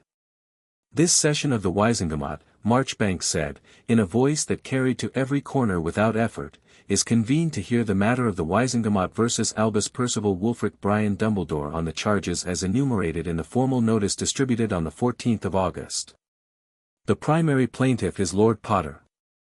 The investigating authority is the DMLE, represented by Director Bones. The defendant is present and represented. She glanced at the defendant's table. By himself, I see. A ripple through the gallery. Dumbledore had dismissed his solicitors. Harry had not expected that. He filed it quickly, either supreme confidence or a deliberate choice to control his own narrative, which amounted to the same thing with Dumbledore. Let the record reflect, Marchbanks continued, that this proceeding is open to international observers under the ICW transparency provisions, that all testimony is subject to magical verification, and that the standard of evidence for findings in this matter is the Gringotts verification standard, as established by the estate charter. Does the defendant understand the charges? I do, Dumbledore said. His voice was entirely itself, warm, clear, carrying the weight of a man who considered his presence sufficient acknowledgement of the seriousness of the situation. Does the defendant enter a plea? I enter no formal plea, Dumbledore said. I intend to speak to the chamber directly. I believe that is more appropriate than the adversarial structure being imposed on what is, at its core, a matter of policy and judgment rather than criminal intent. The structure, Marchbanks said, with the mildness of someone declining to argue about furniture arrangement before a fire, is the one provided by the law. Director Bones, please present. Amelia Bones stood. She was the kind of speaker who needed no introduction because her bearing did it for her, steady, direct, with the particular authority of someone who had spent decades separating what was true from what was claimed and had gotten very good at presenting the former without the noise of the latter. She presented for 45 minutes. She walked the chamber through the timeline, beginning in 1942, when Dumbledore first drafted a trust instrument for House Peverell's vacant vault, establishing himself as trust manager with the stated purpose of preserving estate assets for the eventual return of a legitimate heir. She traced the evolution of that first instrument through the following decades, the progressive expansion of his trust management to cover each house as it was declared dormant or vacant, the acquisition of proxy Wiesengemot seats, the financial transactions that moved assets from private vaults into operations he controlled. She was methodical, non-dramatic, and utterly precise, and the effect in the chamber was the specific discomfort of people who considered themselves sophisticated being shown that something had been happening in plain sight for their entire adult lives and they had not seen it. She presented the three key withdrawals that Hermione had identified: Peverell, Black, Flamel. She went through each one with the documentation displayed on a large pensive projected surface that Marchbanks had arranged, so that every person in the chamber could see the ledger pages, the signature lines, the transaction records. When she got to the Black Vault, she said, simply, these funds were withdrawn while the purported beneficial owner, Sirius Orion Black, was incarcerated. The stated justification, prior consent of the owner, has no supporting documentation. Gringotts records show no consent obtained, no communication of any kind between the trust manager and Mr. Black during the period in question. Mr. Black was in Azkaban. He was not consulted. She paused. He has never been consulted. The chamber was very quiet. The Flamel withdrawal, she continued, represents the most significant single transaction. 31 million galleons removed in the year 1991 to fund what the trust manager's records describe as Hogwarts security infrastructure. We have traced a portion of these funds to the construction and implementation of the protection chamber below Hogwarts School of Witchcraft and Wizardry in that year, the chamber that housed the Philosopher's Stone. She looked up at the chamber. The stone had been removed from Gringotts Vault 713 for this purpose. It was protected by 12 enchantments, several of which were specifically designed to be passable by a student of above-average ability. She let that sit for exactly the right amount of time. Lord Potter was 11 years old in 1991. He was above average. A sound in the gallery, not quite a gasp, more the collective intake of breath that a room makes when something it has been moving toward arrives. The investigation also recovered a letter, Amelia said, and here her voice did change slightly, not louder, but with the quality of someone arriving at the heart of something, dated October 1981, from the defendant to Aldous Croker of the Department of Mysteries. I will read the relevant passage into the record. She read it. Informational control. The necessity of managed development. A child born at the turn of the century who carries the bloodlines of the four sovereign houses will constitute a force that no existing political structure will be able to meaningfully check or balance. The silence in the chamber after she finished reading was the loudest silence Harry had heard in a room this size. The DMLE investigation, Amelia said, sitting down, finds that the actions of the defendant were systematic, deliberate, and conducted with full knowledge of their nature over a period of no less than 40 years. The total value of misappropriated assets is 932 million galleons. The criminal provisions of the Gringotts Bank Act of 1717, subsections 4 through 9, are fully applicable. The investigation recommends prosecution on all 4 charges. She folded her hands. That concludes the DMLE presentation. Marchbanks looked at the defendant. Mr. Dumbledore. You indicated you wished to speak to the chamber directly. Please do so. Dumbledore stood. And Harry, watching from the Emery's seat, felt the room shift in the way it always did when Dumbledore chose to address a space, some quality of attention being drawn and held that was not quite magic but was not entirely separate from it either. He began with the war. Not 1991, not the vaults, he began in the early 1940s, with Grindelwald, and he spoke about that time with the particular authority of someone who was one of the last living witnesses to it. He spoke about what the wizarding world had looked like then, fractured, politically naive, rich with resources and lacking the structure to protect them, and Grindelwald moving through it like a fire through dry grass.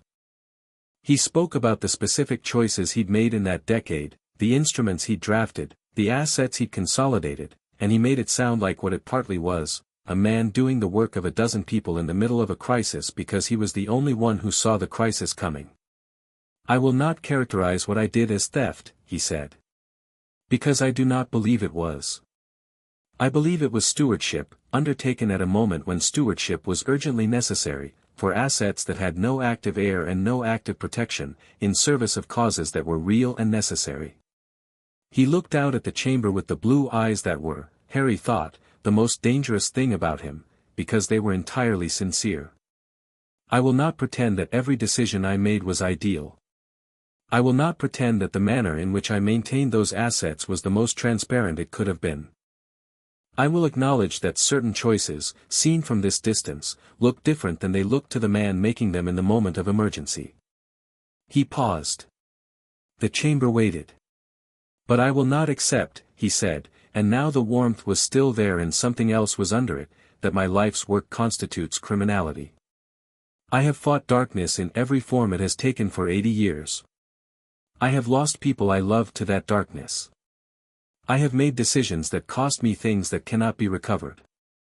And I have, yes, made decisions for others that they would not have made for themselves, because I believed, with everything I had, that those decisions were necessary. He looked up at the sovereign section. At Harry. I believed, I still believe, that preparing Harry Potter to face what was coming required a specific kind of deliberateness that he could not have understood at 11, or at 12, or at 13. I was wrong about the methods. I was not wrong about the necessity. The chamber was still. I am asking this body, Dumbledore said quietly, to weigh what was taken against what was preserved. To ask not only what was done but why. To consider the difference between a crime of greed and a crime of, if you will allow me the characterization, misguided love. He sat down. The chamber exhaled. Harry stood up. He hadn't planned a long statement. He'd drafted 3 different versions of what he wanted to say and burned them all, because every version he drafted had sounded like a response to Dumbledore rather than its own thing, and he didn't want to respond. He wanted to say what was true from where he stood, which was a different exercise. I want to say, Harry said, into the attentive quiet, that everything he just told you is accurate. The chamber did not expect that. He gave it a moment. He did face Grindelwald, Harry said. He did build infrastructure for resistance. He did spend 80 years fighting darkness in various forms. He does love me, in whatever way he's capable of, and that love is real even inside everything else that's real. He paused. I want to say that clearly because I think it's important that this body understand what we're actually deciding today. We're not deciding whether Albus Dumbledore is a good person. We're deciding whether good people are permitted to do what he did without consequence. He looked down at the chamber floor, at Dumbledore sitting in the defendant's chair. He used my mother's name to control my father's decisions in the weeks before my parents died, Harry said. He put a trap in a school and aimed an 11-year-old at it, funded with my own inheritance. He spent 5 years postponing a ritual that would have told me who I was, because who I was represented a threat to the order he'd built. He took 932 million galleons from houses that belonged to me and used them to fund a structure whose primary purpose was to ensure that I would never know enough to challenge it. He looked across at Dumbledore. And he believes, genuinely, that all of this was love. The chamber was completely still. That's what we need to decide, Harry said. Whether love is sufficient justification. Whether the rightness of the purpose excuses the wrongness of the means. Whether a person can take the authority to reshape another person's entire life and call it protection. He looked out at the tiered seats, at the faces watching him, old members and young, loyal Dumbledore allies and skeptics and those still genuinely uncertain. If the answer is yes, then what Dumbledore did is permitted by this body today, and the message is that anyone with sufficient conviction and sufficient power may take the choices that belong to others, as long as they believe in their cause. If the answer is no, then we build something today that says, your love, however genuine, does not give you the right to decide what another person is allowed to know about themselves.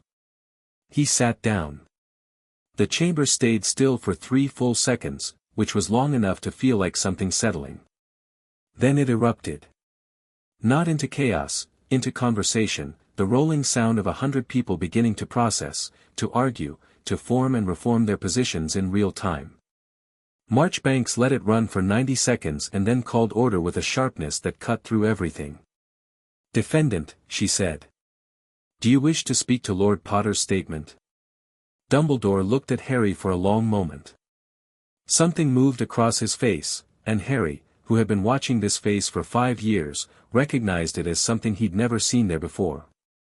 Not uncertainty, not defeat. Something older and quieter and more honest. The look of a man who had been argued with a great many times and was, for the first time, genuinely listening. No, Dumbledore said. I don't believe I do. The questioning began after a brief recess and ran for 4 hours. It was not, as these things sometimes were, tedious. The questions were sharp, the answers sharper, and the chamber had the quality of a room doing real work, testing, probing, trying to find the edges of the thing they were deciding. Thaddeus not asked about the wartime necessity defense with the crafted sympathy of a man trying to build a door in the fortress. Amelia demolished the defense with 3 specific transactions that had occurred in 1987, 12 years after Voldemort's first defeat, with no active war to justify them. The door didn't get built. A younger member named Crouch, not Barty Crouch, his distant cousin, a woman in her 30s named Helena who had come to the chamber 5 years ago and had the reputation of following the law wherever it led regardless of personal preference, asked Dumbledore directly about the Croaker letter. About the phrase informational control. About whether he had, knowingly and deliberately, structured Harry's access to knowledge about himself. Dumbledore said yes. The word landed in the chamber like a stone dropped in water, and the ripples went in every direction. Helena Crouch said, and you believe this was justified? I believed at the time that it was necessary, Dumbledore said. I am less certain of necessity than I was. I remain certain that my intent was not malicious. Intent, she said, with the precision of someone who'd studied law at some depth, is relevant to sentencing, not to finding. The question before this body is not whether you intended malice. It is whether you took actions that were harmful and unauthorized. Did you? A silence. Yes, Dumbledore said. I did. The chamber went quiet again. Even the gallery, which had been maintaining the murmuring undercurrent of a crowd absorbing information in real time, went still. Marchbanks said, with the specific clarity of someone marking a moment for the record, let it be noted that the defendant has entered an affirmative admission to the actions as described. The afternoon light was coming through the chamber's high windows at an angle that put long shadows across the tiered seating. Harry watched Dumbledore's face and saw the thing that admission had cost him, not the legal cost, which was significant, but the internal one. The admission that the carefully constructed justification, the decades of certainty, the absolute conviction in the necessity of his own judgment, some part of it had been wrong. Not all of it. Not even most of it, probably, by the measure of his own accounting. But the part that had taken choice away from the person it most belonged to. The cross-examination went on. Harry was questioned too, not as a defendant but as plaintiff, and the questions were the kind designed to find inconsistencies or ulterior motives. Not tried hardest here, framing several questions around whether Harry's ultimate goal was to use his newly claimed authority to reshape the Wisengamot to his personal advantage. My goal, Harry said, when Nott had finished his third version of this question, is to have the assets returned to the estates they were taken from, the structural reforms passed to prevent repetition of the mechanism that enabled this, and then to get back to the considerably more urgent problem of Voldemort, who is currently being very patient but will not remain so indefinitely. He looked at Nott directly. I don't want political power for its own sake. I want accountability. They're different things. Nott's expression suggested he found this answer unsatisfying, which Harry took as an indication it was the right answer. Augusta Longbottom, when called, provided testimony about her family's experience with Dumbledore's management and did it with the incisive brevity of a woman who had prepared exactly what needed to be said and saw no reason to say more or less. She was in and out of the questioning chair in 12 minutes, having landed 3 specific pieces of testimony that each did the work of 20 minutes of more elaborate presentation. Remus testified about the period before Godric's Hollow, the letter, the suggestion about Sirius's loyalty, the positioning that had contributed to Peter Pettigrew being chosen as secret keeper. He was precise and emotional and honest about both, which was considerably more effective than either alone would have been. His voice broke once, on a single word, trust, and he didn't apologize for it, and the chamber, hearing it, understood something more clearly than any document had communicated. Sirius did not testify. He had prepared to, Harry knew, a statement that was extraordinary and damning and precisely worded, but when the moment came he said, simply, I think everything I would say has already been said, and better. He looked at Harry across the chamber. I'm here. That's my testimony. Marchbanks called for closing statements at 5 in the afternoon. Amelia was first, and she was exactly herself, measured, total, the complete picture assembled with the skill of someone who had been building it for weeks and knew every brick. She closed with the Croaker letter again, not because it was the most dramatic piece of evidence but because it was the most specific, a document in Dumbledore's own handwriting, to a ministry official, in which the deliberate suppression of Harry's knowledge of himself was laid out as explicit policy. This chamber, she said, is being asked to decide whether this document describes a crime. The law does not require you to decide whether it describes a bad person. It requires you to decide whether it describes an unauthorized act with harmful consequences. It does. I ask for findings on all 4 counts.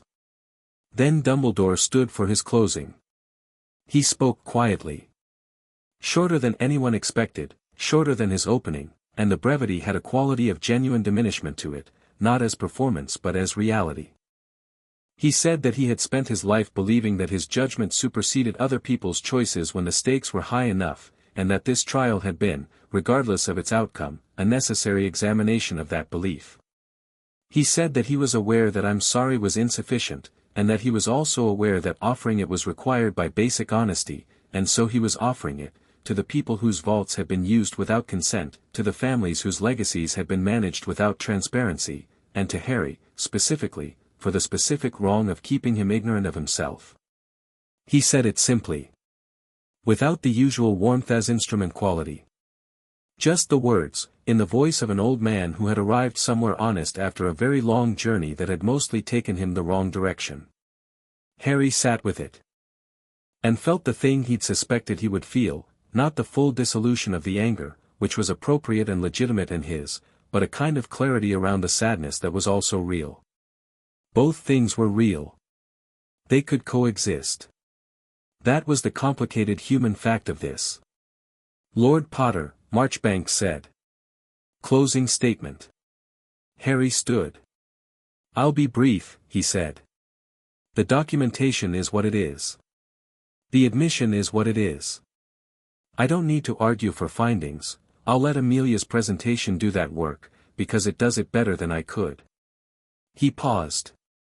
What I want to say, in closing, is about what comes after. Because I think this chamber has been treating this trial as primarily about what happened, and I want to make sure it's also about what happens next. He looked across the tiered seats. I'm going to propose, in the next session, a series of structural reforms. An independent oversight body for estate trust instruments. A mandatory audit protocol for any proxy Wiesengemot seat held for more than 10 years. A requirement that inheritance rituals be conducted at the legally mandated intervals and that no postponement be permitted without the written consent of the heir. These reforms are not punishment for Dumbledore. They are the architecture of prevention. They are what we build so that the next person with the best intentions and insufficient accountability cannot do this again. He looked at Marchbanks. That's what I want from today. Not a punishment that feels like justice but is actually just a conclusion. An actual outcome. Something built. He sat down. Marchbanks looked at the chamber. The body will vote on findings of fact on each charge separately. Voting will begin immediately. Members will record their vote on the parchment before them and the clerk will collect. The vote took 40 minutes. Not because the counting was complex but because Marchbanks ran it slowly and methodically, calling each charge separately, allowing the room to settle between them. The members voted in writing, no show of hands, no public declaration, which was both procedurally standard and, Harry thought, a mercy, because it allowed people whose loyalty to Dumbledore was personal to vote their more actions right the next chapter now. AI chat 5-hour limit reached. More actions Claude Sonnet 4.